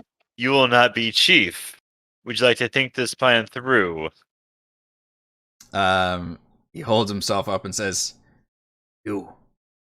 And at this point, he gets off his warg, who's still very kind of menacing when it's up there, just and steps up close to you and leans down. Says, "You let Snubsuck win, yes? Then you take fall.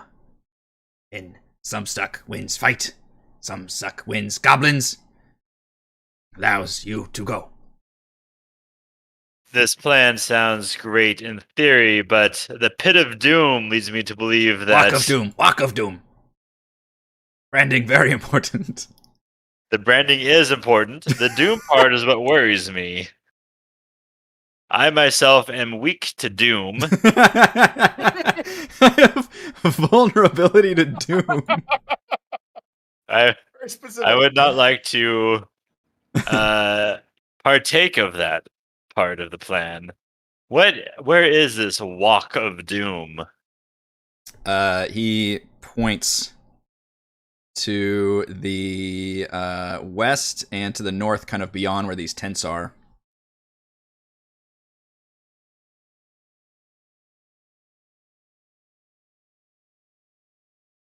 This only way he can get out alive. We That spare sounds spare like a many lot of work. goblin lives this way. If you truly care about goblin kind. If I'm honest, It's getting lots of. I have not the A second- convictions. A second ago, it was I work for Goblin Kind, and now it's sounds like a lot of work. I'll be honest, can I just donate some money or Yeah. can I write a check? That's I mean, this chief is in our wagon. We outnumber him by a lot. Very well, Snuck. We shall have this duel over the Pit of Doom while walking towards our future. Walk of Doom. Walk of Doom. And you see all the goblins around start chanting this. Walk of Doom. Walk of Doom. Your branding needs work. So Pit let me of get this straight Doom. now. Out of curiosity, we don't actually have to like pretend we killed the chief now because The chief still has to be eliminated in some way. He basically, okay, so we still have to do that part of the plan. yeah. So what Snubsuck explains is he's totally fine with you guys eliminating the chief, but then he needs to best like you So guys in a vengeance basically, Okay. and then he can take control of the tribe like properly, at least according to him. Oh, great. All right, so the new plan is we take everybody into the wagon. Thimbleweed comes out holding the head, going, I killed the chief, and now I have to fight the other guy to be chief. And the two of them fight on the Walk of Doom. Walk of Doom. Walk of Doom. Pit of Doom. Yeah, so you guys can come out. Spellix is obviously still looking like a goblin at that point. And they're okay with us taking the egg. Like, we can just have them move the egg. So yeah, so Spellix as you guys come out, Spellix command As part of our negotiations, they are going to be sending lots of food and animals and supplies, and they just need this object, which does us no good anyway. And the goblins say, like, I guess. I mean, you can see they're kind of unsure, but he's like, I command it. And even he looks like fearful for a second, and the goblins and he's like, hurry up. And then they run out and grab like a cart. And like there's a bunch of goblins that grab this egg and like heave ho and like hub it onto this thing. It seems pretty heavy, but Whispering's like, I wasn't sure that was gonna work.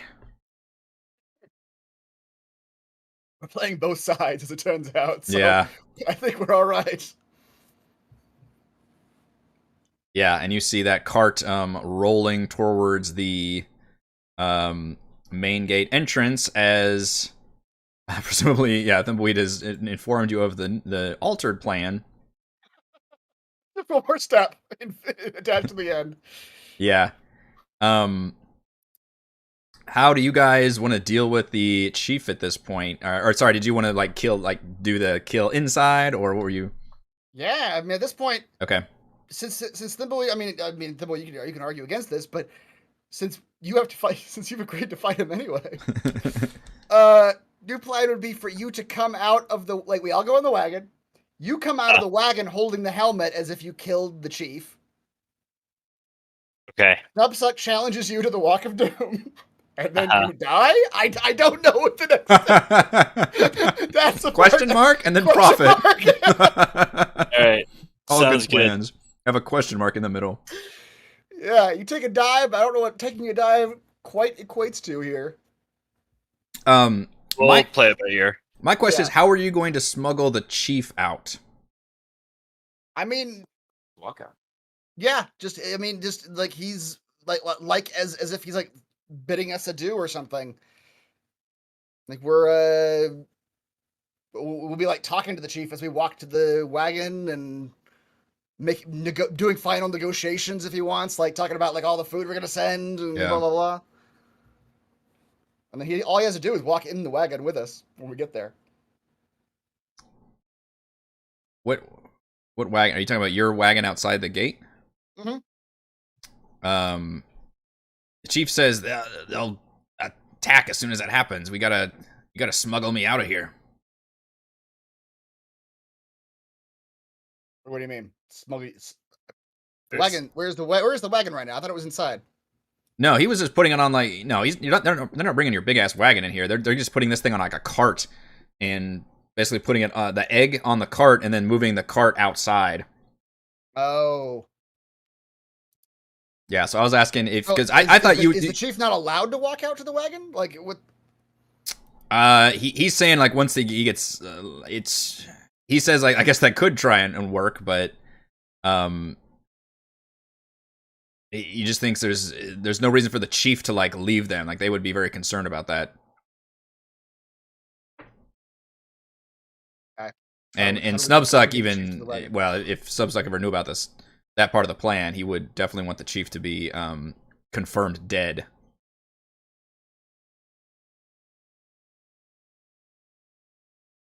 What kind of magic do you have, Mr. Spellix, at your disposal that might obscure your presence?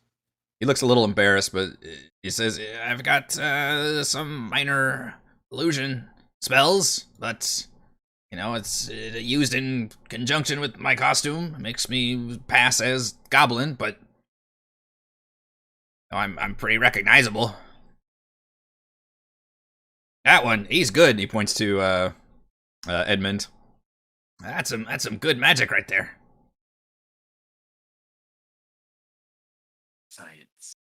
Science, sorry. We're going to have to stage your death. Yeah, we're gonna have to stage your death somewhere else then if we can't make it to the wagon.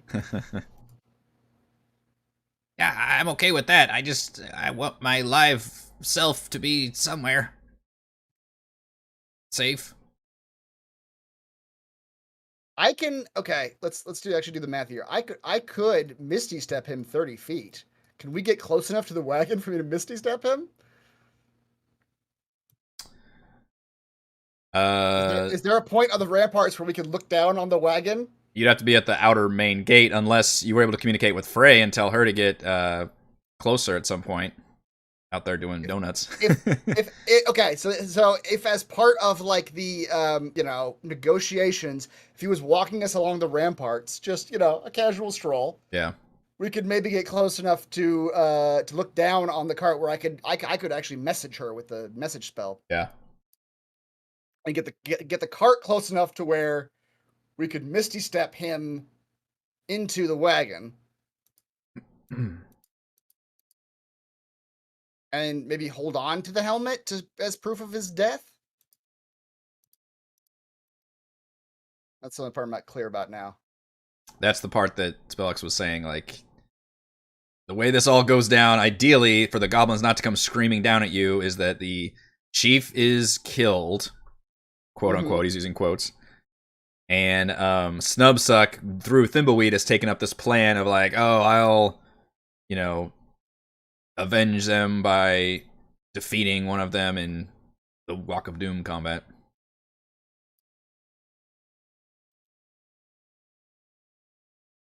Well, Edmund already looks like a goblin. Can we put how dumb are the goblins? Can we put this gnome in Edmund's clothes and pretend that he's Edmund? I mean, without the goblin helmet on, he probably doesn't look anything like their chief. Yeah, that is true. I wonder if they'll remember how many gnomes did we walk in with versus how many gnomes we walked out with. Yeah. It's unclear. We'll just walk out as a big adventuring group. Yeah, we'll all he's like, very close together. Shit, that might work.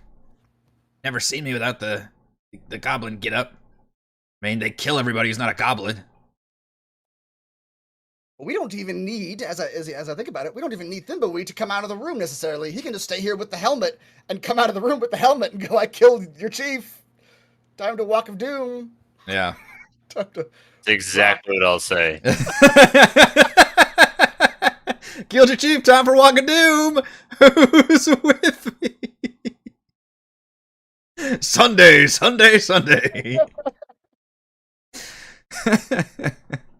that's the new plan, because we're minus one gnome now in Thimbleweed. So we walk the Spellix out as if he is Thimbleweed, as we're all leaving. We just walk out the front gate. And then when we get out to the wagon, Thimbleweed just waits till a count of, 2 minutes. And then he comes out with the metal heads as I killed your chief. And him and Snubsuck do their thing.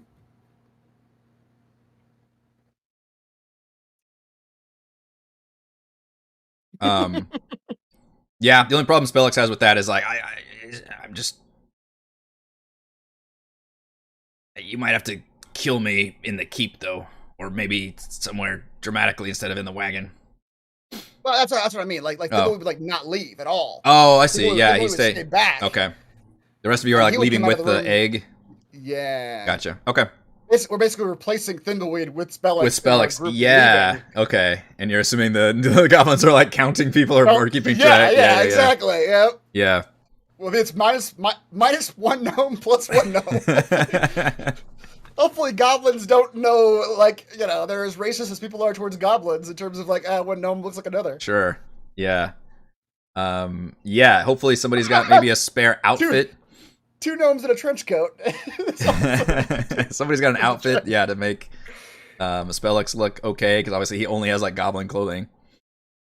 Yeah, I'm sure we got just something that's not furs. I have to pull something out. Yeah. Okay, Spellix is on board with this. So you all, Celeste, Valravn, Spellix, and Edmund's disguised as a goblin right now also. Yes. Yeah. So So that works even better in your favor, because now you've just got another goblin that's like he's just part of like the escort of the crew, escorting us out. Yeah. So there's even less. So it makes sense that there's this another person, which is a very underdressed, fearful-looking gnome. Right. Actually, you know what? I bet he can use silent. He uses his silent. What is it? Image to try and make some more like clothes on him as he's freezing his ass off. Make yourself look like Thimbleweed as much as possible. That's the whole idea. Is that as we walk out, they think Thimbleweed's with us, and then not surprise, Thimbleweed's back in the keep. He's a silent image. What is that, like long eyebrows or something you had, or mustache? It's some kind of defining physical feature. What does Thimbleweed look like? Grimy. Extra grime. All right, so. And big eyebrows and a little goatee. There you go. You all make it here, along with probably some other goblins helping escort you and Edmund. And you've got the, I don't have a graphic for it, but you've got the egg on a kind of a cart thing that you're all moving through the keep. And nobody realizes that Thimbleweed is not with you. And then what was our instruction? I guess this is an important part. Like, what's the instruction to Thimbleweed as we leave? Like, yeah, that is important. Wait 5 minutes and then come out with the head and be like, challenge for leadership. I guess. Is 5 minutes enough time for us to get out? It might not. We don't know what's going to happen. That's true. We have to get out in less than that time. Yeah. Whatever the timing is, we'll say you guys are like approaching the main gate when Thimbleweed exits. The keep carrying, because Spellix left his helmet behind. And you know what? You can even, if you want to be more macabre about it, you could grab that goblin body that he killed and just put the helmet on top and just hold that if you wanted to. Thimbleweed, I don't know how much you want to sell it. How much do you want to get into this?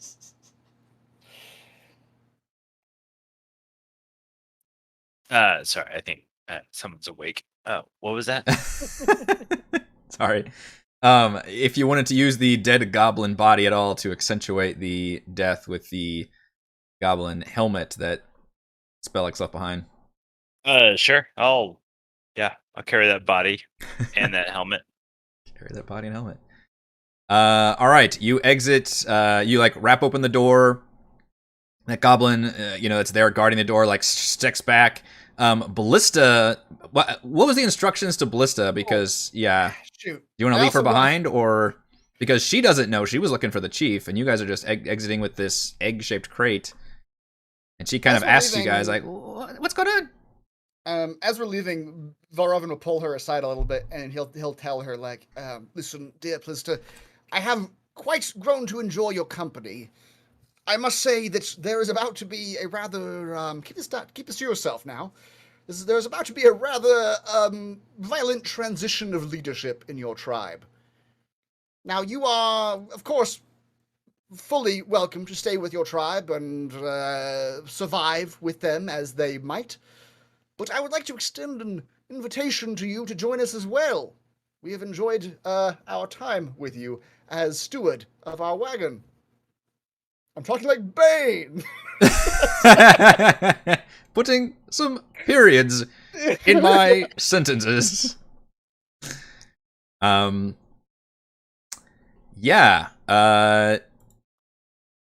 Roll a persuasion check with advantage. Yeah. Oh shit. Okay, now I roll.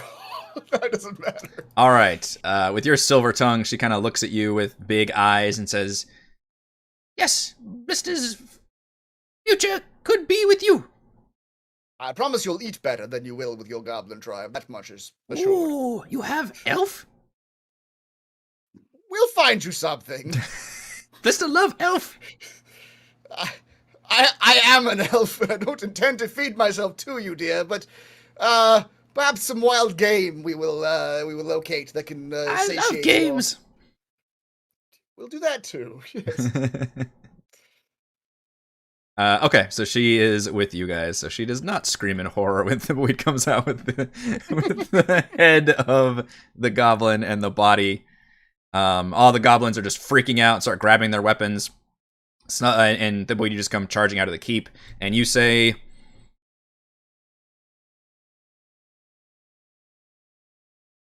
My dear goblins, I have here your chief, former chief, slain by my hand, by the goblin law and customs. You may demand my Kill him! Kill him! Kill him! he just cries and shrieks. indeed. And then, several goblins Send come your rushing up. champion forth. Snub's May like, go ahead. they dash themselves upon the buttress of my butt. Oh, well, Robin, if only you were here to write this down. You got very close to an apocalypse quote there. They will break themselves upon the rocks of the shore of immortal, whatever it was. I like the buttress of the butt better. Buttress of the butt, yes. Very nice. He So- is Thimbleweed after all. Snubsuck rolls up on you in the warg and says, This one has killed the chief. Snubsuck will defeat it. Alone. Walk of Doom. Yes. Yes. and you see the goblins form like a circle around you with their swords and kind of gesture you towards that northwestern corner where Subsnuck None of rides. the rest of us can see this happening at all, right? We're If any of gone. you wanted to stick around, you certainly could, but for now you guys are heading towards the main keep. It is entirely up to you if any of you want to witness this. I kind of want to be there as like I don't know. Yeah, Valravn will go back to watch the fight. My only concern is at this point we're trusting this new chief to let us go after this is all over, but Yeah. All right. but I can teleport us out of here if things get real bad. There you go. We can just ride out and no rush. All right. It does get a little dangerous because obviously one of your party has just slain the chief, and you're walking around and they all kind of grab you, Valravn, and shove you forward. But whenever Snubsuck gives those orders, instead of all the goblins just tearing you apart, they just kind of grab you and start shoving you towards where all the massive goblins are going, which is this northwestern corner with all these huts in place. And as you are dragged over, you're seeing more goblins coming out of these huts and start forming big circle, like a semicircle around a 2 foot long. It's not 2 foot, sorry. How long is it? I meant to say 20 foot long. It's a 20 foot long. More like 15. We'll say 15. 5, 10, 15. 15 foot long wooden walkway that clings to the edge of a precipice. And you can see its spiked railings are adorned with shredded cloth and goblin skulls. Walk of Doom. Walk of Doom.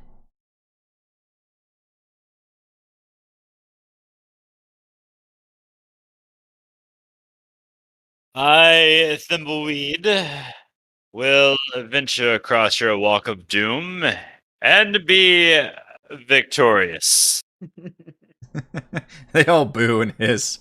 Snubsuck, For I am Thimbleweed.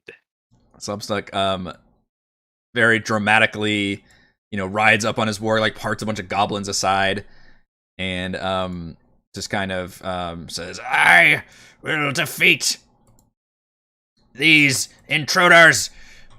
Have been led into our fortress by the chief, who was a fool, letting them inside, and now paid for it with his life. And now this one will pay. You can see the semicircle of goblins. Robin, you're allowed to go right here.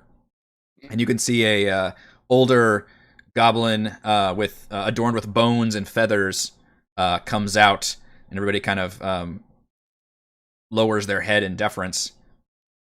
And she calls out, The ritual of the Walk of Doom has been enacted. We'll fight to the death. Only one will emerge. And you are, and so Thimbleweed, you don't have any weapons, and she comes up Right. and Forgot about that. yeah, they throw down. I believe it's short sword. For you, and it looks like a scimitar-looking sword for Snubsuck. And you are all kind of marched out to the edge of this wooden walkway, which, like everything else, looks like it's fallen into a bit of a state of disrepair.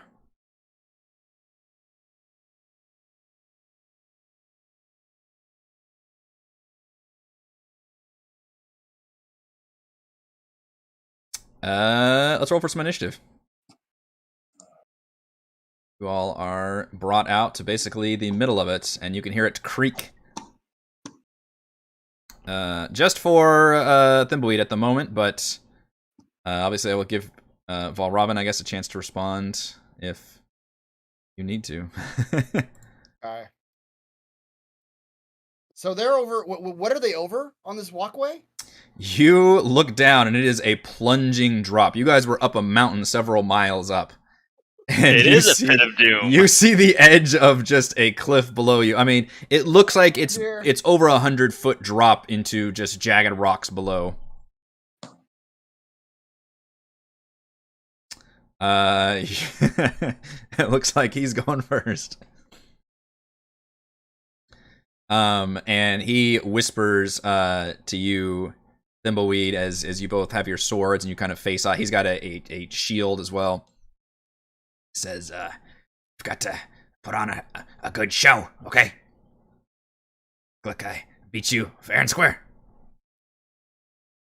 Ah, indeed. If you could beat me. And then he gives off a like cry, like ah, and then he starts swinging. Ah!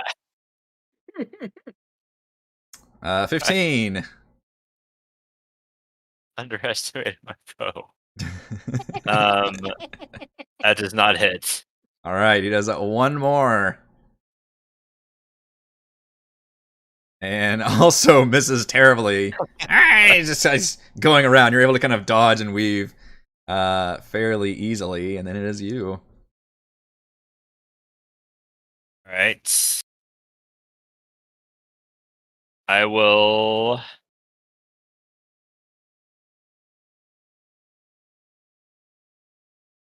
attempt to entangle him. Ooh. Okay. You wave your hands, and these plants somehow just sprout up from the bridge. This is a area effect one, right? 20-foot square. Yeah. In the ground in a difficult terrain, the enemy cast will succeed on a strength saving throw or be restrained by the entangling plants. Okay. Strength save is real bad. You catch him completely unawares. As you do that, you hear the bridge make a very worrisome sound as you break through some boards and pieces. My dear future chief, why is this bridge so much in disrepair? I guess that was old chief's job. See, wasn't keeping things up. This does not seem like the best idea now. Like, damn this magic! What are you doing? I will unconcentrate on that spell immediately. Okay. Oh, your powers of strength are too much for me. So you try and like time with him, like very like obviously not being able to get out of him. Nice. That looks cool, right? Like roots grow and then just fall away, and he's He practically like stumbles and is like ah. And on his turn, he's still coming at you. All right. For 6 damage. Okay. And the second one misses. Yes, yes. And you can see goblins cheering, like, ah, Snob suck, Snob suck. Oh, yes, that hurt mightily. But seriously, that did hurt. As they're fighting, though, I'm also gonna do. Whenever I have an opportunity to Yeah, act, go ahead. I will be writing some brave words of Thimbleweed's actions and give him bardic inspiration. Okay. Over the din of goblin shrieks. That's right. They don't even notice you.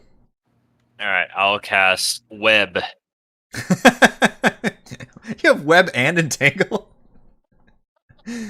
Yes. This time, instead of plants, it's a massive, thick, sticky webbing. I can see, though, that could help anchor your situation, though. Are you webbing yourself included, or just him, or where is it getting cast at? I sort of want to web the entire apparatus we're on. Okay. Just to make sure. Yeah. Each creature that starts a turn in the web or enters them during its turn must make a dex saving throw. On a failed save, the creature is restrained as long as it remains in the webs or until it breaks free. Okay, so you cast web all along this bridge, and after you do that, you feel the entire thing begin to shake and pieces start falling off of it.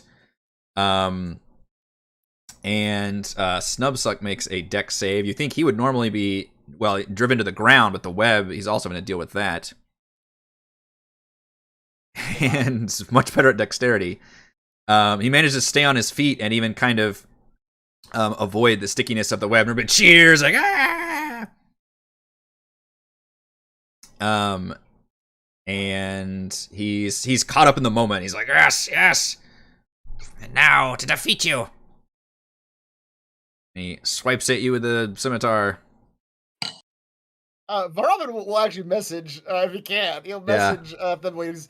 Dramatically, my boy, this would be a good place for you to take your fall. Okay. I will go.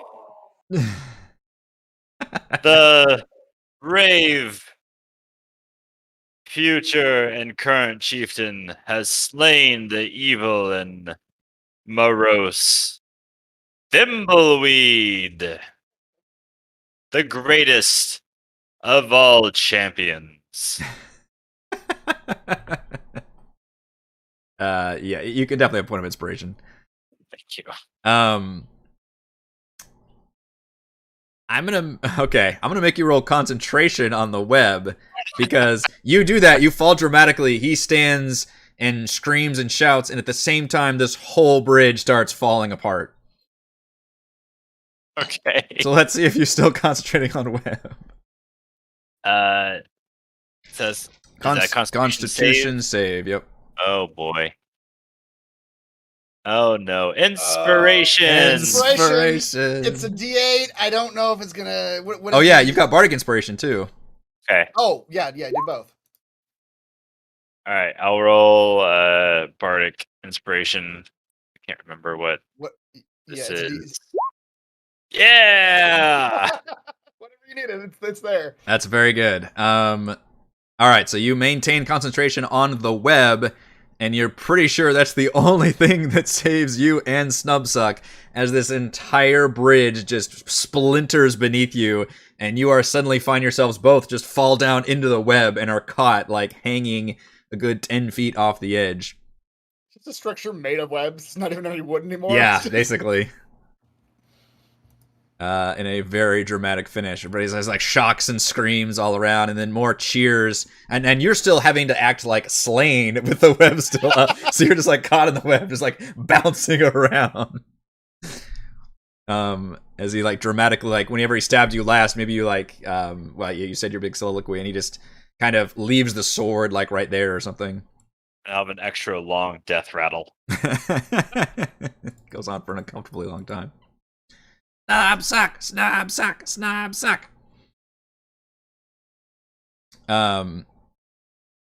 And they're basically all calling for you to finish, for him to finish Thimbleweed.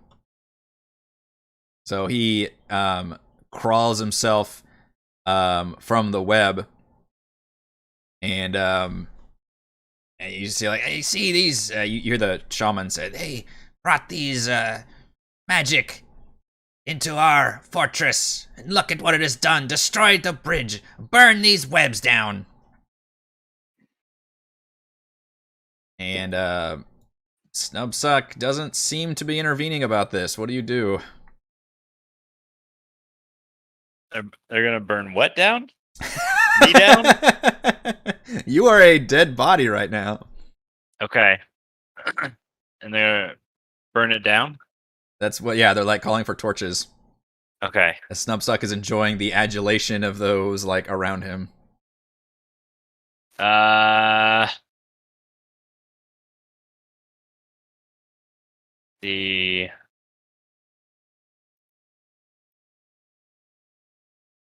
I'm going to cast Minor Illusion and make it look like there's a flame at the base of the webs. Okay. Some goblin who was running up there with like a torch sees that. Just kind of shrugs. Valron will step forward and very loudly to the goblin crowd say, almost presentation-wise, "Oh, great, newly anointed chieftain Snubsuck, as the slain comrade, or as the comrade of the slain warrior, allow me to take his body back to Ten Towns, and thus still ensure the peace treaty that your former chieftain signed into activity, thereby ensuring the food that Ten Towns promised will still arrive."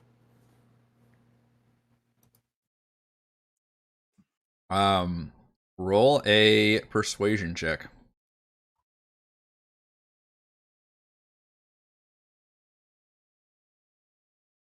Oh my god. The double crits. Oh boy. That's a 31. Yep. Oh, Robin brings out the finger guns. Oh yeah, you guys know me. Somehow between the adulation of the crowd, your voice comes through, and he seems to have completely forgotten about Thimbleweed, and then turns around and just kind of shrugs and says, yeah, it's fine. Take them. Let them go back and speak of the might of the goblins, and they will bring us food." Goblins just kind of cheer because they're still caught up in Snubsuck being their new leader. All right, Varov will make a big show of getting his body out of the webs, and like maybe even try to fake cry a little bit as he like carrying the body through the goblin crowd. Fake cry. Fake cry. "It is so sad, my fallen comrade." All right, you may also have a point of inspiration. Yes, you have to carry Thimbleweed's dead body all the way out of here. Just keep your eyes closed, my boy. We're almost out of here. And Snubsuck seemed like he maybe wasn't going to, but with that persuasion, you convinced him to at least be apathetic towards the situation. That son of a bitch Subsnuck. Son of a bitch. He was gonna let you burn. Seemed like he cared. Yeah, you are able to exit the main gate with Snubsuck's instructions. Come out to Frey doing donuts, and at the time, you can see like she's now officially like dodging at arrows, and like there's like a few goblin bodies around. Like she will just kind of montage any of that, but she's actually there was a few goblins who had basically gotten a little more brazen. Thimbleweed, if you try to crack open your eye at one point, you see one of the goblins holding your longbow, firing down from the watchtower. I have a longbow? Not currently. The one you left in the wagon. Yeah. So are all of the goblins up there, like, do they have our shit? Has she been robbed? you look like you've been robbed pretty well.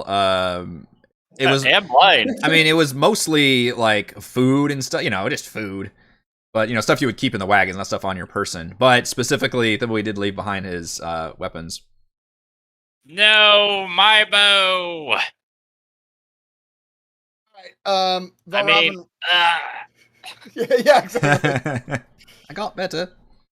Valravn will call up to the watchtower as he's writing in his book, and the goblin with the oversized longbow that he could barely even use with his short stature suddenly felt a pang of compassion and knew that he must do only one thing with the bow.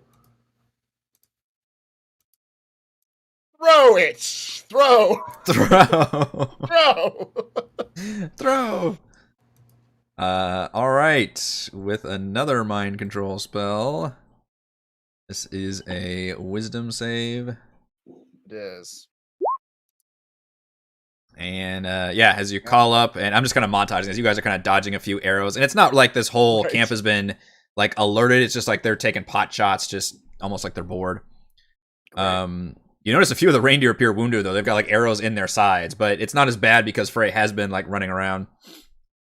But yeah, that one just all of a sudden just takes the bow and just yeets it right down into the wagon. So you guys recover the bow, and then Frey can very easily get you guys out as soon as you recover that wagon. And you guys can get the hell away from Karkolohk. With Spellix as a gnome. Yep. And Blista. And Blista, right? Yeah. And Blista's with you too, yep. One gnome and one goblin in her company. That is correct. Although I will admit, Valravn's probably come away from this a little more racist than he was going in. Because he went into this thinking he was going to like do a peace treaty with goblins. They were going to be like brought into the 10 towns. Yep. And now he's like, oh, goblins are just bad. It might have made the situation even worse. Who knows? Yeah. Although you had a pretty good connection with Snubsuck. Yeah. At least until he got what he wanted and then seemed to not care anymore. Yep.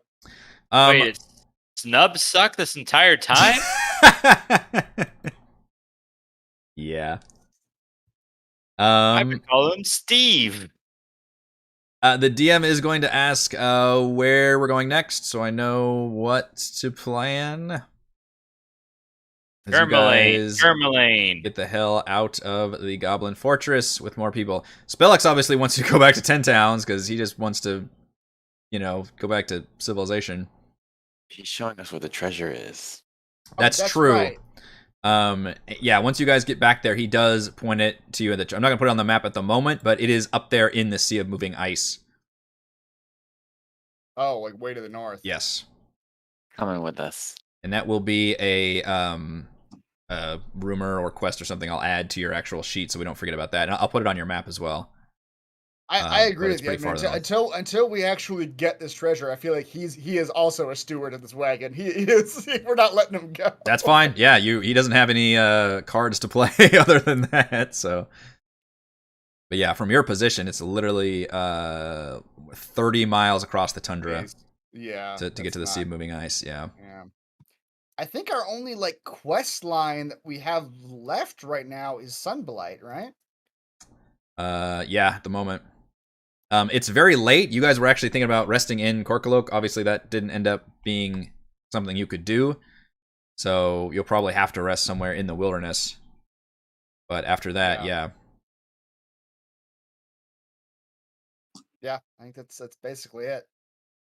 You want to try to just go straight there, or is there any other specific path? Just so I have an idea of what kind of environments you're hitting and all that kind of thing. Or we... What do we think is the best way to get there? Let's draw a line. Yeah. Follow the river, maybe? Like cross the river and then just sort of go. Yeah, obviously trails. 10 towns is the safest place. Trails are relatively safe. Everywhere else is kind of a crapshoot. I don't know if you can get some light through the mountains or there not. You go. Okay. Yeah, that works. You give me a trail. And just gotta follow the river, I suppose. Yeah. That's fine. Yeah, you can do that. Okay. So you guys will be headed towards Sunblight next with your extra companions. Mm-hmm. I would go around that little dip around the mountains on the right. Oh, we go south there? Like. Probably not off over the actual mountain. Yeah. Uh, Well, you're No, not no, sure no. if there's a trail there anyway. oh. I mean, like, I think he means never mind. Whatever. you mean over Draw a here. line.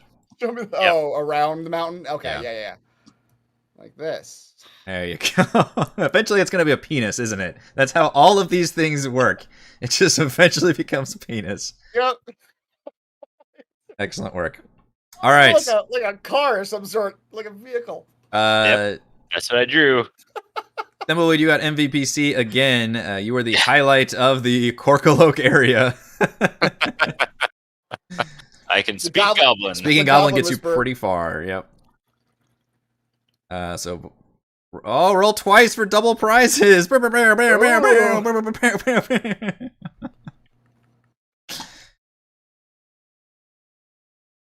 All right. You go. Potion of healing and a gemstone. You recover from somewhere in the goblin village.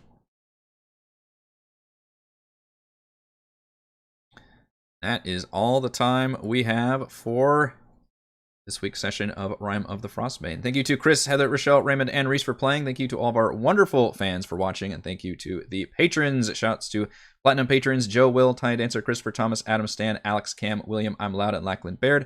And gold patrons RPG Papercrafts, Pretty Boy, and Yuma, Marcus, Dead Lizard, Lounge, Sam, Ross, Limpy Spuds, Jerome, Sclenia, Nick, Blood, Angel, Vronis, Baboon, Baboon, Nathan, Fazlika, Tortoise, James, and Kyle. We are live streaming our D&D adventures every week. And we will see you next time. Yeah, I grabbed that potion and a gemstone off a sub. Suck. Boom. I noticed at some point it just become subs. I can't even do it now. It was incorrect, whatever it was. I can never remember these names. No. It changed a few times. The music that played as a running off and distance. That's right. Goblins firing at us.